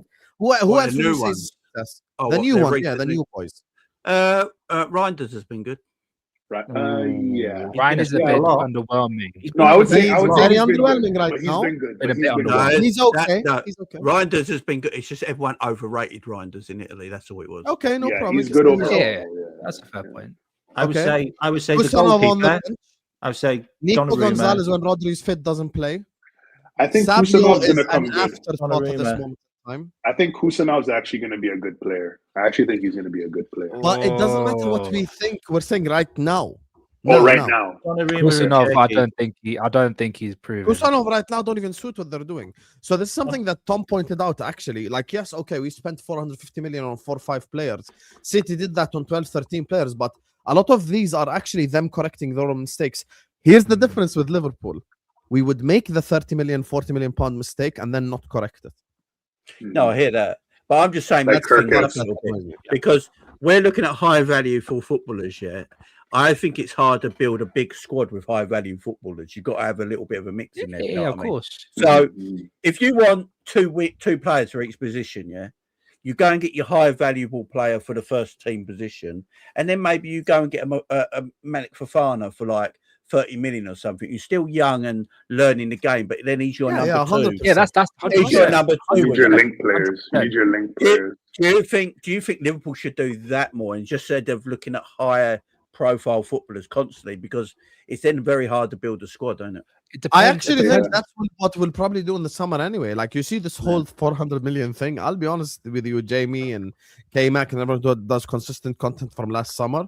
Bro, we enjoyed it. We enjoyed the ride, daily live streams, fighting Newcastle fans all the time. Now it's going to be back to the sell to buy plus 70 million type summer. It was sell to buy last summer. It was sell to buy last summer. What you're saying is highly dependent. It's highly dependent on where the squad is. Like, for instance, if you told me that we'll go into a summer and we'll get a superstar every summer, I don't think that's probably realistic in that situation, because at that point, ideally, your squad would already be at some capacity where it just needs a little bit of touches here and there. Yeah. Pause. Yeah. It's just really dependent on how the squad is. Say, for instance, someone's had a massive ACL and they just don't look the same anymore. That's when you might be thinking, and it's a first team star player. That's when you're thinking, you know what, we might need to get a high value player to replace that stardom. You know, it's highly dependent on where the squad is at the moment. And I think what we're saying right now with this squad is already at that point where maybe one is needed at the most to probably replace Virgil van Dijk. And even then, I don't think there's any real centre back out there that is a proper starter. Like, we could say Bastoni or Schlotterbeck. I don't think they're proper standout high. Since I met you on YouTube, we've been saying Bastoni. Have you not given up and understood that he's not going to leave Italy? I am just putting names out there, Hassan, man. Names that will never happen. I'm just giving out names. That's it. Do you think Bastoni's never going to happen, though? Never. Have Liverpool got to take a bit of what Arsenal are doing in the transfer market and look at what they're doing? Yeah. No, because Arsenal have paid themselves for the last 4 or 5 years. They paid. No, what I'm trying to say. Yeah, they've overplayed for players and got them in their club, and that's why they got the best squad in the league right now. Is that what Liverpool got to do? Stop being stingy bastards. And you know, you want that player, go and bloody buy him. You know, if we've got no right wing or left wing depth, none. So I'm relying on a 33-year-old Mo Salah to come back from AFCON and still be my right-sided attacker because I've got nothing else there. I'm relying on Cody in the Gakpo as a right-left winger to just shoot at old men all the time in the crowd. That's what. But I think Cody fits. No, but Jamie, I think Cody fits into the category of what you're saying we need to be signing. Just average kind of squad fill players to build up the squad. Top of him, top of him. See, the issue isn't Gakpo. The issue is we had the player that was ahead of him in Diaz, but we sold him and made the guy that was supposed to be a squad filler, kind of starting every other game or every other game. We made him a starter now. That's the issue. We always should have replaced Diaz or kept Diaz, sold Gakpo and brought in another version of Gakpo, a younger, like Fofana, for example, just a younger version that's better. Like I think when you're as a sporting director, when you start setting out your transfer plans and saying I'm going to just do squad fill, you kind of cap your ceiling, and I think you're going to see that with Arsenal, where when these games start getting tighter, which is why I still think City's going to win the league. When these games get tighter, you see that depth they have. Just because you're quote unquote a good player doesn't mean you can make that difference in a game. When games are tight, when the pressure's on, that's why you need those high level players. That to me is what Arsenal's screaming out for. Like if you plugged in a Semenyo there for them left wing, I think that would have helped them. If Arsenal had Salah in their front three for the last 3 years, they'd at least had 2 league titles. They would have won. They would have won something. Exactly. But Hussam, that's the point I'm making specifically. Yeah. Saka's not that guy. Saka, for so long they've compared him to Salah. Like he's literally not Salah level, which is why they haven't won. No, he's definitely not Salah level. He's not that level. Look, I think question. You're never going to sign Grimaldo. Grimaldo's 29 or 30. He's never going to happen. A lot of people are missing. I think a lot of people are missing what's happened as well at Liverpool. Like nobody expected Isak to break his leg, so that would have been another striker. Like no one expected Arnie to have this. We weren't any good with him in the team, though. That's the problem. But no one expected Arnie to have this obsession with having to play Cody every single game on the left-hand side when he does have Rio, and we don't know how good Rio could be because he's never had the chance. Yeah, nobody expected him to just continuously to play McAllister when he's been arse. Like, no one's expected that. No one expected Bradley to have loads of injuries. No one expected Frimpong to have loads of injuries. No one expected Leone to just break on the first day and that's him done. Like, there's a lot of things that have happened at Liverpool this season that we can all look at the squad and go, oh, we should have bought this guy, we should have bought that guy.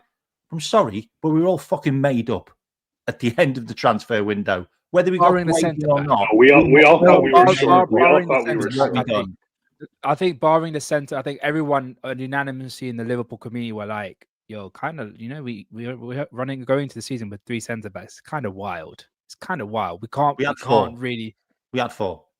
Well, 3 senior centre backs in Giovanni Leone. Well, we had Leone, and everyone was waxing lyrical after half a game of Leone going, wow, this guy. K-Mac. The funny thing is, we only have like 3 injuries right now. We don't actually have that many. But they're key players, mate. They're all key players. Bradley's a starter. Bradley. Yeah, but Bradley's the starter. Leone.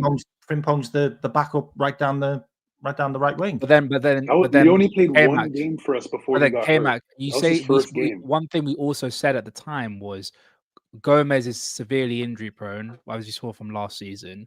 Konate last season was the first time we've seen him play week in, week out without not getting an injury. That's where everyone was a bit like, yo, we kind of leaving centre backs a little bit dry here because we've only got 2. We've got 3 proper senior centre backs. 2 of them are injury prone as hell, and the other one that's not available, the one that's still available is Virgil van Dijk. Like we can't. I can't agree with Konate being labelled as injury prone now when he's had 2 years of not being injury prone. Like that injury. Last year was his first. Last year was his first. He's proven himself for a year and a half now. But if you go over the last, do I still shit it a little bit when he's down? Yes, but like he has proven. No, but if you go over his entire career, you could argue last year was the outlier because every year prior to that he was getting injured consistently. So this year as well, then he's not been injured this year. Well, we can't talk for this year because at the time when we wanted a centre back, he was in the summer and we didn't know what was going to happen this year. So it was just, I'm looking back on what people were saying, and maybe I'm speaking for myself. Maybe I'm not speaking for the majority of Liverpool fans. But from what I've heard, when we didn't get Guehi, and I think Jamie was on the stream with me with the Coppish boys, we were absolutely devastated because not only we lost out on a great player, but it's also we're going into a season with those 4 centre backs, and it's very, very, very concerning to us. That's how I see it. And on what Jamie said originally, I don't think you need to really look at Arsenal back then. Just look back 6 years ago. 6 years ago, that was the best form of squad building in the Premier League history, in my opinion. Like we had the likes of Firmino, Salah, Mane as our front 3, but we also had Diogo Jota as the backup to those. So if one of them drops off, Jota could come in and do what he did best, which was score goals. That's the kind of squad building that we need. I don't think we need to get a superstar at every single position. I still think in order to get the best squad, I think you can incorporate a little bit of academy players coming through to occupy certain areas, but you still need to have quality that's not of like a superstar level, but still of a very good quality to come in and cover for the starting players, in my opinion. So that's how I see it. Just before I do these so we started the season. Before I do these super chats, just quickly, this is very interesting, very good question. Would you guys take Jamie Phillips as interim? This very important question right here. It's better than Mike. Brad, you are a cheeky bastard. Let me tell you something right now. Put one in the chat if you would rather have Jamie Phillips as manager over Arne Slot. Come on, Mike. Smile. I'm putting bro. a one myself, really. Huh? Just put one in the chat. What do you say, Rams? Stay smile, bro. Why you look so depressed? What is there to put one in the chat if you're picking Jamie Phillips over Slot? Just saying. Everyone smash one. Anyone alive better than Arne Slot. I will take Jamie tonight. Jamie, get on a plane to Anfield right the fuck now. Jamie, it's your time to shine, brother. Get to Anfield. You're the manager. I won't have my fullbacks tracking back, my wingers tracking back every fucking minute of the day either. I love this community. You guys are a bunch of assholes, man. Brad, you're an asshole. Brad. The thing is, like, with this whole conversation, I have come with a conclusion after listening to all 5 of you and myself. We need therapy. No, we don't. We need therapy when it comes to watching Liverpool play football. I thought you said maybe that, yes. No, we need therapy. a lot of players. I think we need therapy, guys. The only form of therapy that would help us, good football. I think right now we need tomorrow like 7-8 big chances just so we can get a bit excited. Come on, no, none of this wishful thinking. None of this wishful thinking. In the words 7-8 chances. Are you out of your mind? Are you 7-8 chances against Burnley at home? Are you out of your mind? 7-8 chances. When is the last time we had more than Anfield, 2? bro. It's Anfield. Oh my god! Enough of this myth. Anfield is a fucking library. It is hard to ask? It is a cauldron of cuckery. All right. Anfield has been reduced to dust. Mike, it is is nothing. It hard to it ask? Is nothing. Is it hard to ask 7 or 8 chances in our own home? Listen, when you don't play with a midfield and you ask Jeremy Frimpong to isolate himself into a 3v1 for 90 minutes, yes, it is. When you don't play with an attacking midfielder, yes, it is. When you vacate, when you move slow, when you're lethargic, when the crowd falls asleep and they don't have the courage to just start screaming, "We're fucking shit." Like, that's all I want to hear. The only thing I want to hear tomorrow is the crowd finally self-accepting and singing a chant that basically says, "We suck." Like, if we just have to sit there and chant "we suck" at the 45th minute, I guarantee you less than 3 shots attempted in the first 20 minutes. I guarantee you less than 5 shots attempted in the first half, maybe 1 on target. My guess, we get 3 to 4 shots on target tomorrow, and we got to hope that one of those falls to Ekitike, and we got to hope that we win this game 1-0. That's baseline. If guys perform, sure, we could batter Burnley, but you think Arne Slot's going to be the reason? You think chances are going to be the reason? No, it's going to be because Frimpong beat 3 guys, falls on the ball, gets back up, and this time he shoots it. It's going to be because Florian Wirtz and Ekitike decide to say, me and you alone are worth more than the entire city of Burnley, so we should probably link up to a couple for a couple of goals. Our price tags could have bought their entire club. So let's maybe think about showing up today. That's what's going to happen. It's not going to be a team effort. There ain't no such thing as a team effort with Liverpool. The last time I saw a team effort, it was 2024. Thanks, Mike. Thanks. Here, Mike. Should we put a 1 in? Should we put a 1 in the chat for Mike to be interim? No. No, I don't want that job. I don't want that job. All I'm saying is that this wishful thinking, guys. It's January 16th, and we're 14 points behind. K-Mac, the team needs motivation. You said Mike Das to motivate the team. Yeah, right. You think I wouldn't be able to motivate? See, here's the problem with Slot. Slot believes in positive reinforcement, right? People are still spamming 1 till the second, by the way.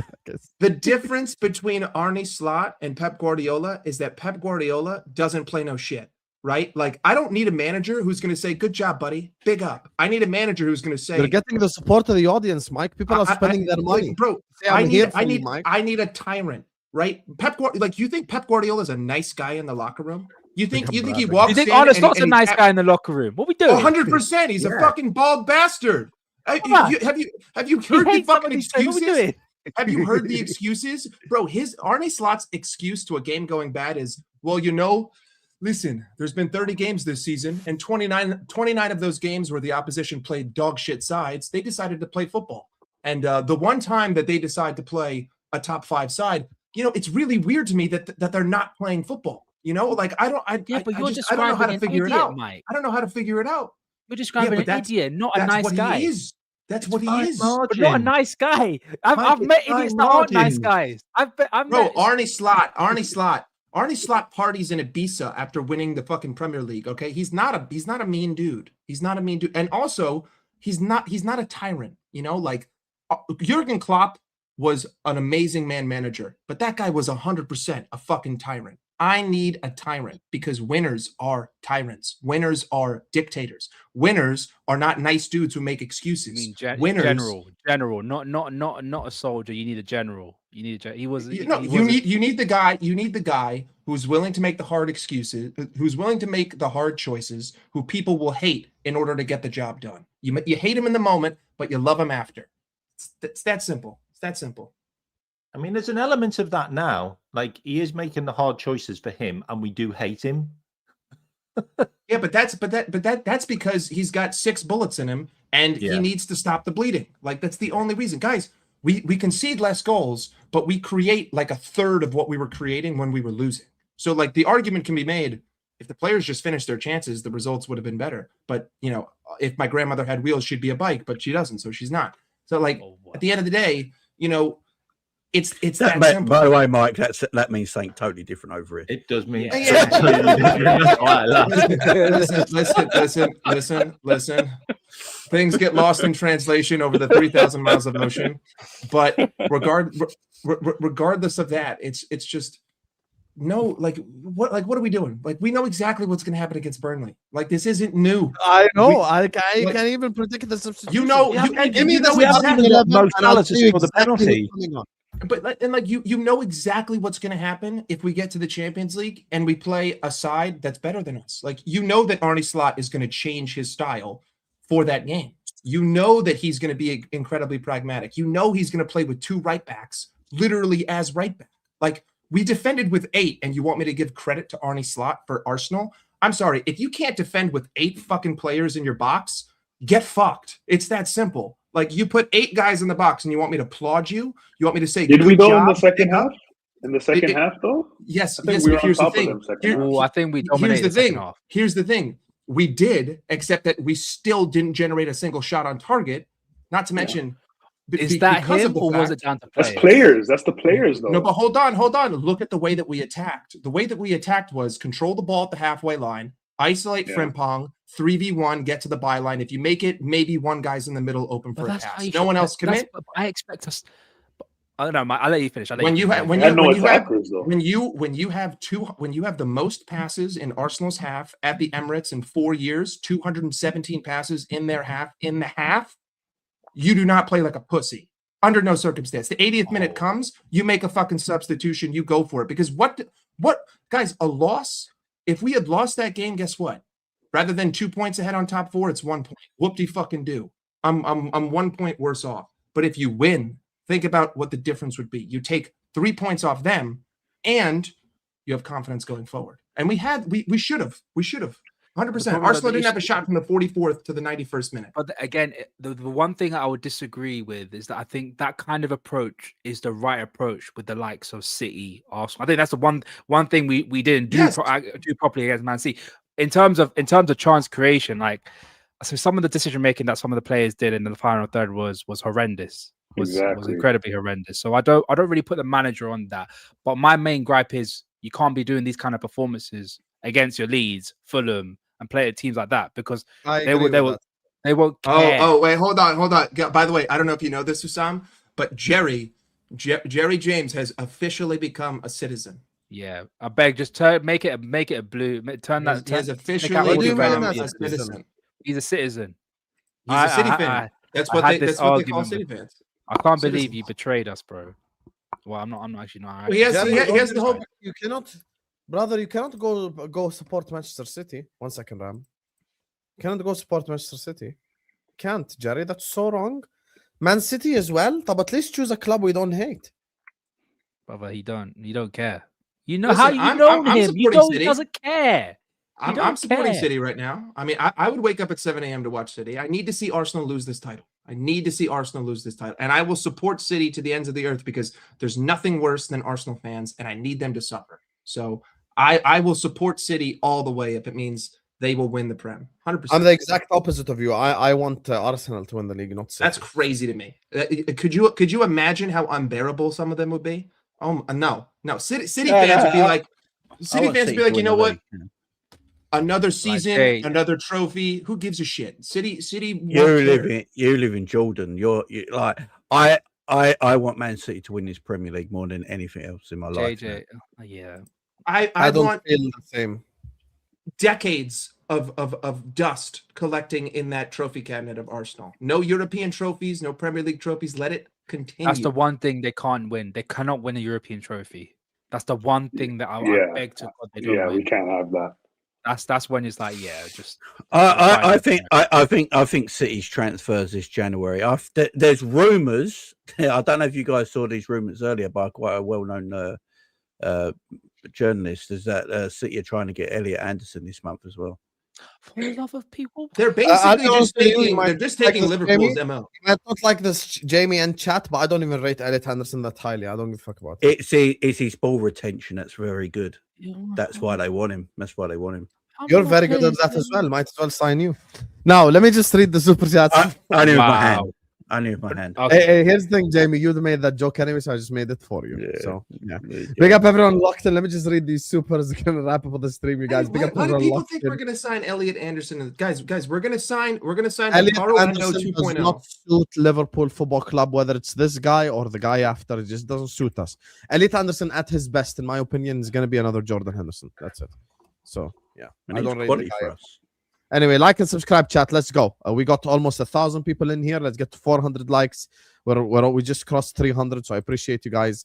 We're gonna go through the supers now. So thank you to everyone who supports us. I legitimately appreciate and love you guys so much for always supporting the channel. Big up. Big up to Brad. Big up Brad. He says, "Do you think we're gonna sign Barcola in the summer?" Big up Hussam. Yes. Darwin Núñez 2.0. Absolutely. Yes. Not Núñez. Respect yourself, you shameless fuck. Because you're the same guy that backed Darwin. Go ahead and ask any PSG fan what they feel about Bradley Barcola. Thank you. Would you take Desiree Doué over Barcola? Special. Yeah, over Barcola for sure. Over Barcola. 100%. I'm so glad you say yes. Everyone stop right now. Why does Barcola have double his DA? Because he plays in the fucking shit league on. And half their team is on the same team, motherfucker, so he plays in the same league. Dumbass. Half their team is hurt. I will also say Desiree Doué is young. The narrative that Barcola is this shit finisher because he missed 2 chances in the Champions League final. Guys, we cannot do this. He missed like 4 against us. Guys, we don't actually look. We've got to get away from this goal-scoring winger stuff, yeah? Goal-scoring wingers are not going to help if you've got a striker like Alexander Isak. I agree as well. We need dynamic pace down the wide areas of the pitch. That is what we need. If you want Alexander Isak to be at his best, for me, Ekitike doesn't need wingers, right, to be the player he is. Yeah, so he can play no matter what. Isak, you need pace and width down the wings. Yeah, that's what Liverpool need. So. You know, if you're playing Gakpo, Isak, and Salah, that is the most selfish front three of all time. No one's looking for each other. So it doesn't work. You need more unselfish wingers that are about that pace. And the other thing, Jamie, I'm so glad you mentioned that. Guys, we have to accept this. I know Emeka doesn't accept it because he's delusional, but we're never going to get another Mohamed Salah. It's just not going to happen. No, of course you're not. You're never going to get because here's the thing. Across history, Mane did it for like 2 seasons, and then after that it's just regular numbers, bro. No one comes into the Premier League and gets crazy fucking numbers like this unless you're a striker. Like a winger doesn't get these numbers. Like Bradley Barcola is an example, and you know I did this because I know what I'm talking about. So like from a statistical perspective, last season he had 14 goals and 10 assists in the Serie A. Desiree Doué had 6 goals and 6 assists in the Serie A. So forget the comparison. From a Barcola perspective, getting 24 GA in 34 games is very good for a winger.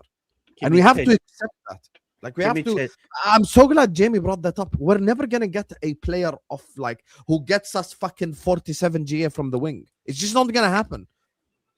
And yeah, correction. Husam Bani did it for more than 2 seasons. Historically, since myself, Jamie, Mike, everyone here has been watching football. How many wingers have put up numbers like Mo in history of the sport? You could probably name them on one hand. Messi, Cristiano, Neymar. Who else? Yeah, the goal scoring. They're like strikers on the. They're like strikers on the wing, ain't they? That's basically. Yeah, but who else though? There ain't many. And what you do, you. I think this is what Liverpool got and done. Yeah, Mbappe is a good answer. What you go and do is you replace Salah's goals with Alexander Isak. That's where the goals are replaced with. So you get wide, creative wingers. That's what Liverpool need. Look when Frimpong is burning down that right hand side, yeah. Is he always finding his man? No, but he's putting the ball in the box. Yes, he's putting things in the box, and that's what we need, and that's what will help Isak next season for me if we get these players. So you get these pacey, wide wingers. I'm all for it, man. Look at the transition as well. Teams coming onto us, and you've got 2 burners on the wide areas that you can throw the ball out to, and you get Isak and Ekatike or something like that playing up top as well. You got more chances of scoring goals quicker as well. Marcola is a burner though, like he's fast. He's quick as well. By the way, even with the names that you guys, by the way, Ribery was never a goal scorer like that. Don't just name historic players. Even I'm gonna include Bale and Robin, no problem. So what you're basically telling me, so what you're basically telling me is no, but that's the point. So you're basically telling me over the last 25 years, we've got 2 goats of the sport and 4 other wingers or 5 other wingers. So that's how rare it is. So it's just not gonna happen. It is rare. Yeah. So we need what Jamie broke it down perfectly well. You have to get the goals from fucking Isak, which is why we paid the money. So I would much rather. This is why once again I did not want Semenyo. I would much rather get a creative winger like a Bradley Barcola who gets past 3 people, looks for Isak. Guess what? Isak now has tap-in opportunities. Mike, do you wish your team could operate like Man City? Ruthless and tyrannical, yeah. There you have it. I know we have some defensive issues depth-wise. Could we invert Alisson to right back and have him play like Trent and Van Dijk drops into goal? Okay, Liam. I'm surprised that hasn't happened yet. Yeah. Okay, Liam Rossenior. Oh, that's great. Did you read that article someone put out that he's now not wearing his gloves so the players can hear him clap? Yeah. I saw that. There is no way that's real. Is that real? No, it's real. No, he's about that life, Liam Rossiter. He's about that. He studies. I think he studies like players like that. He's into all that studying shit, and he thinks that's all part of it. Yeah. Apparently, when he was in year 7, he managed a year 10 football team instead of the PE coaches. Apparently. Yeah. Thank you, Brad. Hussam, Glasner, you're my enemy for life and I'll pray on your downfall. Imagine who joins Liverpool after Slot. He won't. No. There is literally 0%, and I mean 0% chance that Glasner becomes Liverpool manager. 0%. Glasner might be the biggest heel in football. Oh, yeah. Right? He basically tells Liverpool he's not going because if he goes, I'm leaving. I'm quitting this football club. 2 months later, 2 months later, he tells Crystal Palace, I'm leaving. I ain't signed a new contract. And then in January... And then Guehi leaves anyway. Yeah, and then Guehi leaves anyway. Look, there's never been a bigger bad guy since Rose from Titanic than Oliver Glasner. There was enough room. Mourinho at Liverpool. Well, actually, there was enough room on the door. Mourinho. You could have fit win or not. Nobody cares anymore. Sack this fraud. This is why Emeka thinks I forget his fraudulence. Guys, one thing about me, I'm like a camel. I never forget. One thing about camels is I don't forget either. Camels don't forget. Yeah, you keep bringing up the whole How do you know? An Arsenal. You remind me every week. So I'm gonna remind you of your shit opinions every week as well. If you slap a camel 5 years from now, it will remember. It's in Arabic we say haqud, like it remembers everything. Hang on. Let me test this. I can't believe you got. Don't slap the toy. Don't slap the toy. So my thing is like, after the first 2 games when Liverpool won without Salah, I never forget the conversations on this platform. it made me want to like just fucking quit YouTube. And then after that, when the real Liverpool start to come out, people are like, okay, guys, we apologize. Mo wasn't actually the problem. And people like realize it. You know what? I really have a fear. I legitimately, like, guys, I have a legitimate fear for Liverpool Football Club. And this is an honest fear I have, because like I might start saying shit like online that is mad, yeah? I fear Liverpool beat Burnley, Salah comes back, we lose to like Marseille and Bournemouth. Yeah, they just restart the I'm with you. I am totally with you. Because when Salah comes back, because we haven't got no other right backs right now, I really want this, right? But it will make us more attacking and maybe a little bit more fragile defensively. But I would like Frimpong and Salah as my right hand side. I agree. That's what I want, because Salah with Bradley, Salah's too wide. Salah's not that winger anymore. Salah is a goal scorer, so you want him in front of goals. So if you play Frimpong on the wide areas of the pitch where he can get up and down, Salah can be more of that inverted sort of right-sided centre forward almost, being in them pockets of space where you want Mo Salah. But it will be far more attack-minded because Salah's not going to track back. So it's a risk, but who the hell else have we got? And then we end up like losing to Marseille and Bournemouth. People are like, oh, see, Salah comes back in the team and we lose again. I cannot do this, guys, please. Because Frimpong overlapped Salah every time when they played together before the injury. Yeah, they work well with each other because Salah need runners around him. He's too old now to do anything. Exactly. But he's more attack-minded. So I'd like to... but who else have we got to play inside? You know what I'm saying? So... 6 Premier League wins since September 20th. All I'm going to say about Salah is, boy, was he working hard in that Egypt team.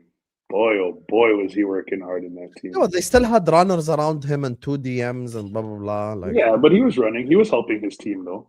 Yeah, but it's different. Like international. Yeah, but did you watch? So even with him tracking back, it's not as often. Also, he was running. Hold on. That's disingenuous. That's disingenuous. Egypt did not show up to play football once in that fucking competition. Their game plan was let us sit back. Bro, that is true. Did you watch the game against Senegal? In the last game, yes, against Senegal. Oh my God! Watch all of them. Watch all of them. No, Salah, I watched the other game. Salah should only ever track back. Hassan, I get what you mean by Emek is being disingenuous. Salah should only ever track back and build up. That is the only time he should ever track back. How am I being disingenuous?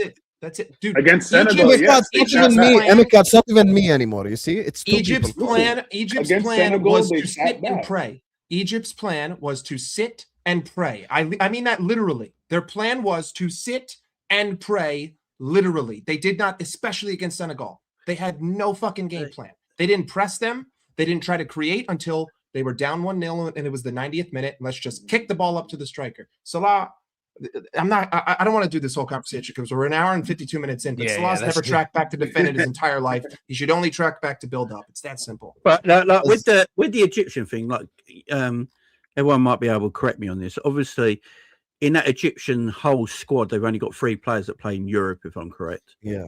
And also, is there a rule in Egypt now where they're not letting players leave their league to go elsewhere? They're trying to keep them. So a lot of that national team were all players that play in Egypt as well, ain't they? So they weren't even supposed to get past Ivory Coast to begin with. Yeah, so the quality that Salah and Marmoush especially were playing with is extremely low compared to some of the players. For sure, and that is true. The nation. So it's. You have to give Salah and Marmoush in this credit for how well they actually did with Egypt in this AFCON. So, yeah. Does Jamie track back? Hell no. My wife will tell you that. Facts. Big up. Big up Muhammad Ammar. Big up, man. Big up Muhammad Ammar from Twitter Spaces, the good old days. I'm back for good. Slot in. Chabi, I think you mean slot out. Chabi Alonso in. You know, I'll say this, and I'll be honest with you guys. Whether you're slot in or you're slot out, you have to agree with my statement because it's completely logical. Do not make me wait until May and then get Chabi Alonso anyway. If you want to get Chabi Alonso, fucking get Chabi Alonso now because he's available. And I said this earlier on Kopish. If you want to wait until the summer to get Luis Enrique, to get Nagelsmann, blah, blah, blah, I understand.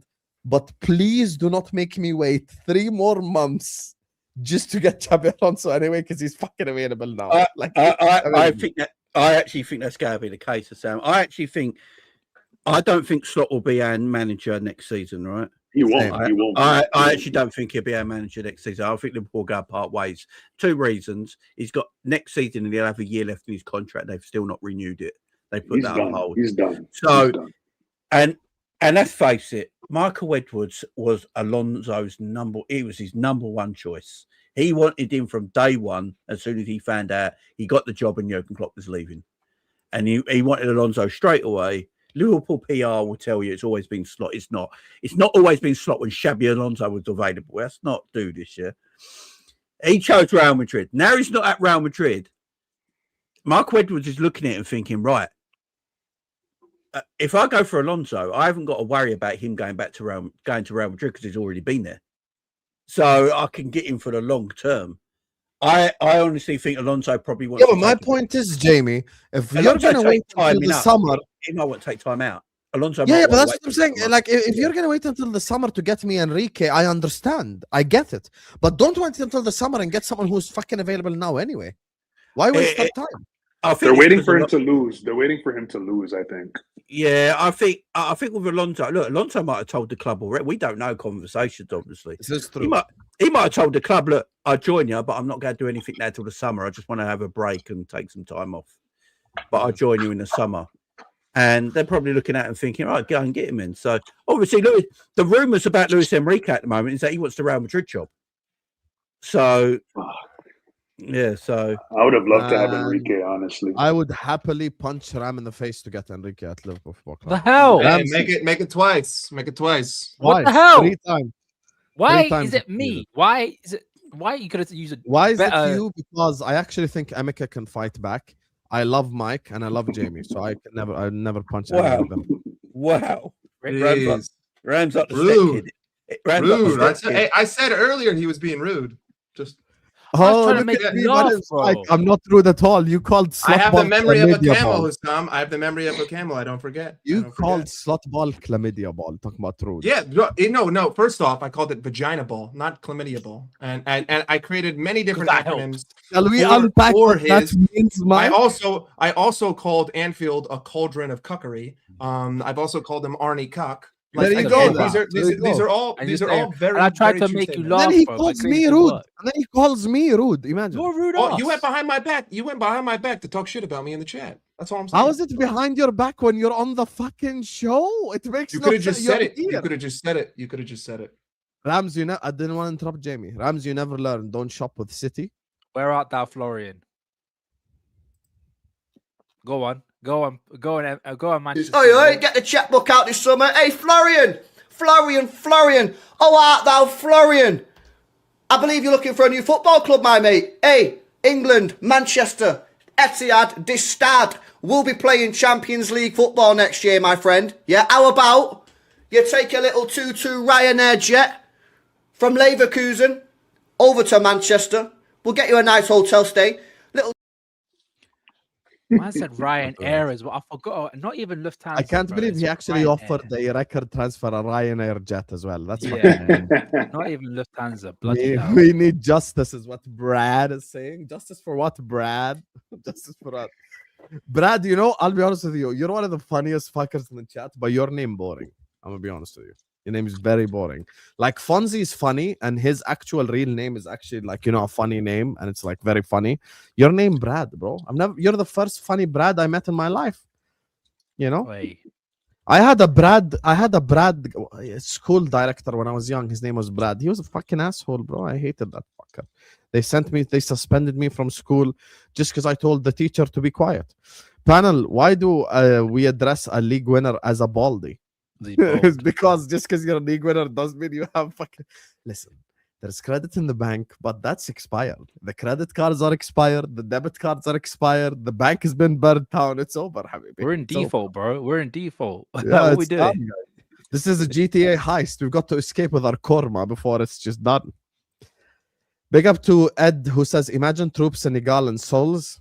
Hey, how much would you pay for that stream, Ed? I can get that set up. Serious question to panel. 2 Premier Leagues in 34 years is acceptable? No, but that has nothing to do with FSG, to be fair, and that has nothing to do with Slot, to be fair, and has nothing to do with Hughes and Edwards. That's a complete failure over 30 years from the previous ownership and the decisions Stevie G actually sat down and had that conversation. He said, like, decisions like signing El Hadj Diouf because he had 4 good games in the World Cup instead of signing a Nicolas Anelka is the reason why Liverpool didn't win league titles. Yeah. And here's the thing, Jamie probably lived it even longer than I have. The problem is, in the 90s and the 2000s, Liverpool always had something missing. Every single year there was some shit that we did not have. Benitez 08-09, what did we need? A winger. We had the shittest wing play on the entirety like of the top teams. Like Babel would come and have a good game every now and then. Darkout was a striker playing on the wing.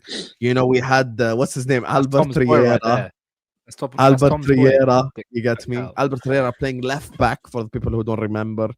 You know, Xabi Alonso, Mascherano, and Gerrard only played with each other, I think, like 7-8 games that whole season. Lucas Leiva played a lot.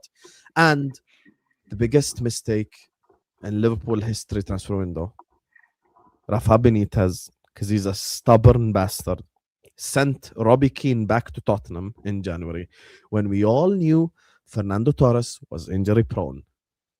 Everyone knew it. Had we just kept Robbie Keane and not had to play David and go up top, I think Liverpool would have. Well, no, but Hussam, that was the plan. We're going to get a winger, weren't we, Jamie? We were going to get Arshavin, right? Yeah, Liverpool wanted Arshavin, so they sold. Let's not speak about Arshavin and Konoplyanka. Who remembers Konoplyanka? That's who Liverpool wanted. But Liverpool, if you listen to Rafa Benitez over the underlap story, so Rafa Benitez wanted David Silva, didn't he? He badly wanted David and Silva. Dani Alves, and he wanted David Villa as well. Yeah, and he went to the board and he told the board, "I want these players this summer. This is my transfer list." And they told him, "We can't afford that. We ain't got the money." So then he had to try and sell Xabi Alonso to get Gareth Barry and to get David Silva because he had to use the money somewhere to get the players he wanted. But we didn't have the money. There was no money left. No, there's none. Zilch. Liverpool were a broke-ass football club back then. You also forgot, Hussam, early 2000s, our manager had a heart attack as well. That's kind of crazy when you think about it. The man. Yeah, but you don't have to attempt to cancel me, Ram, when I'm making a football point. Like, I'm making a football point, Ram, and you're attempting to cancel me. I'm just speaking about the players that we signed in the summer. And you're trying to act like no. Our best opportunity. R.I.P. Gerard Houllier. We all love him. No, but our best opportunity was 2001, 2002. I think that's where when he had his heart attack. No, because we were competing against invincible Arsenal and shit. We were never good enough in them eras. I'll be honest. We were quality then, like 2000, 2001. I mean, I remember that season highly. I mean, winning the treble, winning 6 trophies in 6 months. That was a great season. Yeah, but no, I agree with you. But I don't think we were good enough to win the league, though. No, we finished third that year. But you know, you could argue you could argue we had a better season than most teams in Europe. I think the issue is, and by the way, you agreed with me as well earlier, Jamie. It was probably just the signings that we made across the Premier League modern era that fucked us over, really. Oh yeah. Yeah, we bought some shit. We did. Our academy, when you look back, the academy was stacked. Yeah, our academy is what got us out of shit. Yes. Yeah. Gerrard, Owen, you got to be Carragher, Fowler, McManaman. Yep. There was a time in the 90s, Liverpool actually spent more money than Man United. But we broke the British record for Phil Babb. Yeah. Stan Collymore, right? Stan Collymore, to be fair, should have been a baller. That's just Stan's fault. We bought John Scales.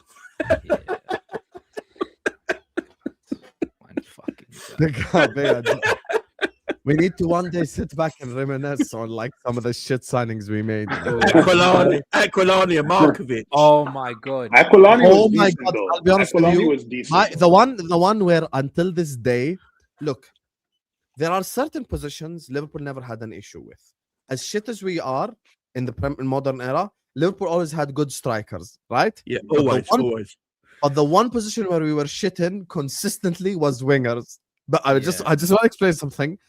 Sadio Mane alone, forget Salah. Mane alone is better than all the Liverpool previous wingers put together. Like all of them put. Like he's just better. Actually, looking back, I'm thinking, that's like who the fuck? Like bad. You get me. So my thing is, our wingers were so shit. There was a player we signed early 2010s, Osama As-Saidi. I swear I can play the comp right now. I watched the compilation of Osama As-Saidi. I was so excited. I was like, oh my God, we finally got a winger who can dribble. Because we had fucking shit wingers for like 5-6 years, while the others had Robin, Ribery, Bay, blah, blah. We had like really bad wingers. And I was so excited. And then I watched them at Liverpool. I'm like, fucking hell, I cannot do this again. Like, Sadio Mane that saved comp was us. so good. I wish I could find that. Obviously, John Barnes. Big up John Barnes and Matt Manaman. But Matt Manaman, but he came through the academy, didn't he? Patrick Berger, though. Patrick Berger was better as a centre forward than a winger, though. Hey, what's this? Yeah, I'm not gonna play. I'm not gonna play the whole thing. Obviously, I'm gonna get copyrighted. I've been 2 hours into the stream. This is the fucking comp. I just searched it. Osama As-Saidi comp. This is the comp right here. Welcome to Liverpool compilation. Yeah, I swear to. I was so excited watching this, like some of his dribbles and shit. Bro, the guy was cooking. See what I mean? Like, we never had a winger like this, and I was so excited to see Osama As-Saidi at Liverpool. We bought some shit, man. I got and then someone come tell you also, Gerrard never won the Premier League. Oh, Gerrard never won the Premier League. David Ngog. Actually, we have to reminisce. I just saw. I could make the whole shit 11. I could make a Liverpool shit 11 that would finish 20th. Don't make me bring up. Remember Nathan Eccleston, Paul Konchesky, Damian Plessis. We can go band for band. Danny Wilson. Seymour Pongolo. Danny Wilson. Cinema Pongo, yeah. Cinema Pongo. He scored a very good goal against Olympiacos, to be fair. At the Italian. That was a tap-in. Let's be real. Hey, but it was important. Important tap-in. Shameless. Who remembers what's his name? The winger. Not Rodriguez. Not Maxi Rodriguez. The one just before. The other Marc Gonzalez. Yeah, no, Gonzalez. Oh, but he was so fucking shit. He had pace. Yeah, and literally no technical ability. I was like, what? Maxi Rodriguez was a baller. Oh, Maxi Rodriguez scored a hat-trick against Fulham. Wallahi, I was sat at home singing the Maxi song. Maxi Rodriguez runs down the wing for me. Da-da-da-da-da. I was so happy. That third goal he scored against Fulham, banger, bro. Yeah. He, out of nowhere, Dalglish came in. Rodriguez started banging in hat-tricks. Like, what the fuck happening here? And then got dropped for the FA Cup final as well. He did. Hey, let's not even go there. No way you just called my name Slotball. # Sam out. Listen here, Brad. Okay. You need to change your name, mate. You're too funny to be a Brad. Like, you have to change it, you know? That's like Ram. It just doesn't work. Big up to Yushu says, City title win makes... Just let it go. City win makes the Klopp era look good. Arsenal title makes Arteta look as good as Klopp. So City win. Arteta does not look as good as Klopp because Klopp did it with Borussia Dortmund. He won the Champions League as well. Champions League too, so he doesn't. You know, can I just say, Pete Klopp and Pete Pep with that Man City and Liverpool teams, this Arsenal team will be nowhere near them in the league. Oh, yeah, nowhere near. 100%. Nowhere. That's near. why I don't think Klopp's legacy is in danger if Arteta. It's not. No, but it'd just be annoying. It'll be annoying because they'll just start yapping. You wanna know why this is the best? They're not going to win the league. Don't worry. You wanna know why this is the best year for this to happen? There's World Cup. Guys, do you take Ten Hag? We play the Ajax way. I swear they're like 9th in the Eredivisie right now. I'm gonna time you out. I just timed you out for 5 minutes. I want you to think of your Ajax? Oh, the third. I've never timed out to super chat before, but that was the first one. Big up to my girl Yoko, who says if we want Klopp caliber manager, then at least go for someone like Enrique, nothing else. Oh, Bajan. I agree with you, but if you're gonna make me wait until the summer, my only point, and Jamie heard it immediately, and was like, it makes sense. Do not wait until May and then tell me your new Liverpool manager, Xabi Alonso. Why you wasted my time then? Just bring Alonso in now, give him some time with these players, let them figure out who's shit and who isn't, and take it from there. But if you make me wait until the summer and you get me Enrique, I'd understand. Brad, you know, so that's my thing. I just realised Bajan pops in the chat. Yeah, he's right. The Hungarian era in Souness's time. Do you remember Torven Picnic? That was before our era. The Hungarian I remember before Soboslai is Christian Adorjan. Yeah, this is crap. And do you remember we got fascinated with Norwegian players for a while as well, and Danish players and stuff like that, players from Scandinavia. Like you know what player I really liked, but I feel like it just never clicked for him. No, for me, Danny Pacheco. I really liked him. Yeah. I didn't mind him that much, but he just never got the. He was before his time, really. The league weren't ready. Sort of. We also had what's his name? Do you remember Mikel San Jose? No, I guess not. Okay. Biggest mistake El Hadj Diouf over Anelka. I cannot believe we till this day. That irritates me till today. It's the worst. Oh my god. Someone just put Paulson in the chat. Big up, KJ. Can't believe we never made Anelka permanent. You know that Anelka in the newspaper came out and said like this is my club and shit like that about Liverpool. Yeah. You guys know this. And then we ended up going like, nope, we're gonna get El Hadj Diouf. Final super chat. Big up to Javid. Thank you so much. We finished second under Houli. Who the F did we buy the following summer? Bruno Cheiro, El Hadj Diouf, and Salif Diao. Dear God, the cluster. Salif Diao. You know, I just want to say something. This is why this summer, if I work with any of you fuckers and you bring up any player who played in the World Cup, I swear I'm gonna slap you all. Because you know who played well last World Cup? Sofiane Amrabat. I was gonna say. Amrabat. Do you remember though how Juve and Salif Chow were balling out for Senegal at the World Cup? They beat France 1-0 as well, dominated Zidane. Do you remember that goal? Do you remember that goal they scored and they started it in their own half with Salif Chow and Howard Juve, and then they finished it together at the with Bouba Diop. Yeah, it was beautiful, man. It was beautiful. And everyone's like, "Oh, we got a baller coming now. Like, these are great." And then we got surprised. Salif Diao was so shit as well, honestly. Yeah, but Salif Chow, I think we'll forget, Salif Chow played for Liverpool for a while. Yeah. I remember that I read the copium of Gerard Houllier at the time. He was saying Salif Diao was the next Vieira and Bruno Cheiro was the next Zidane. Yeah. You know the thing. Poor K-Mac, he left half an hour ago, and we haven't even redirected to him. Anyway, no more nostalgia. Appreciate you all, love you all. Make sure you guys are liking, make sure you guys are subscribing. Mike Das LFC is in the description. It's Sunday, and Liverpool still suck. Big up Brad in the chat. Big up to everyone who supported us. The Ram, you can find on the Ram stand. Go give him a subscribe. He's a lot more consistent this season. He's coming to the forefront of Liverpool YouTube. So go give him a subscription. Go subscribe to Liverpool Chats TV. That's where you can find Mr. Jamie Phillips. Emeka, you can find exclusively here. So subscribe to this channel. Like the video. I signed long-term contract. With this channel. So appreciate you all. Love you all. I'm going to send you guys over. Let me check if I redirected, because imagine after all this. I have redirected. Anyway, guys, we're going to send you guys over to K-Mac. Go tell him Hussam Raid in his chat. Love you all, and see you guys tomorrow, inshallah. Big up, guys. We're going to watch slot ball build up later.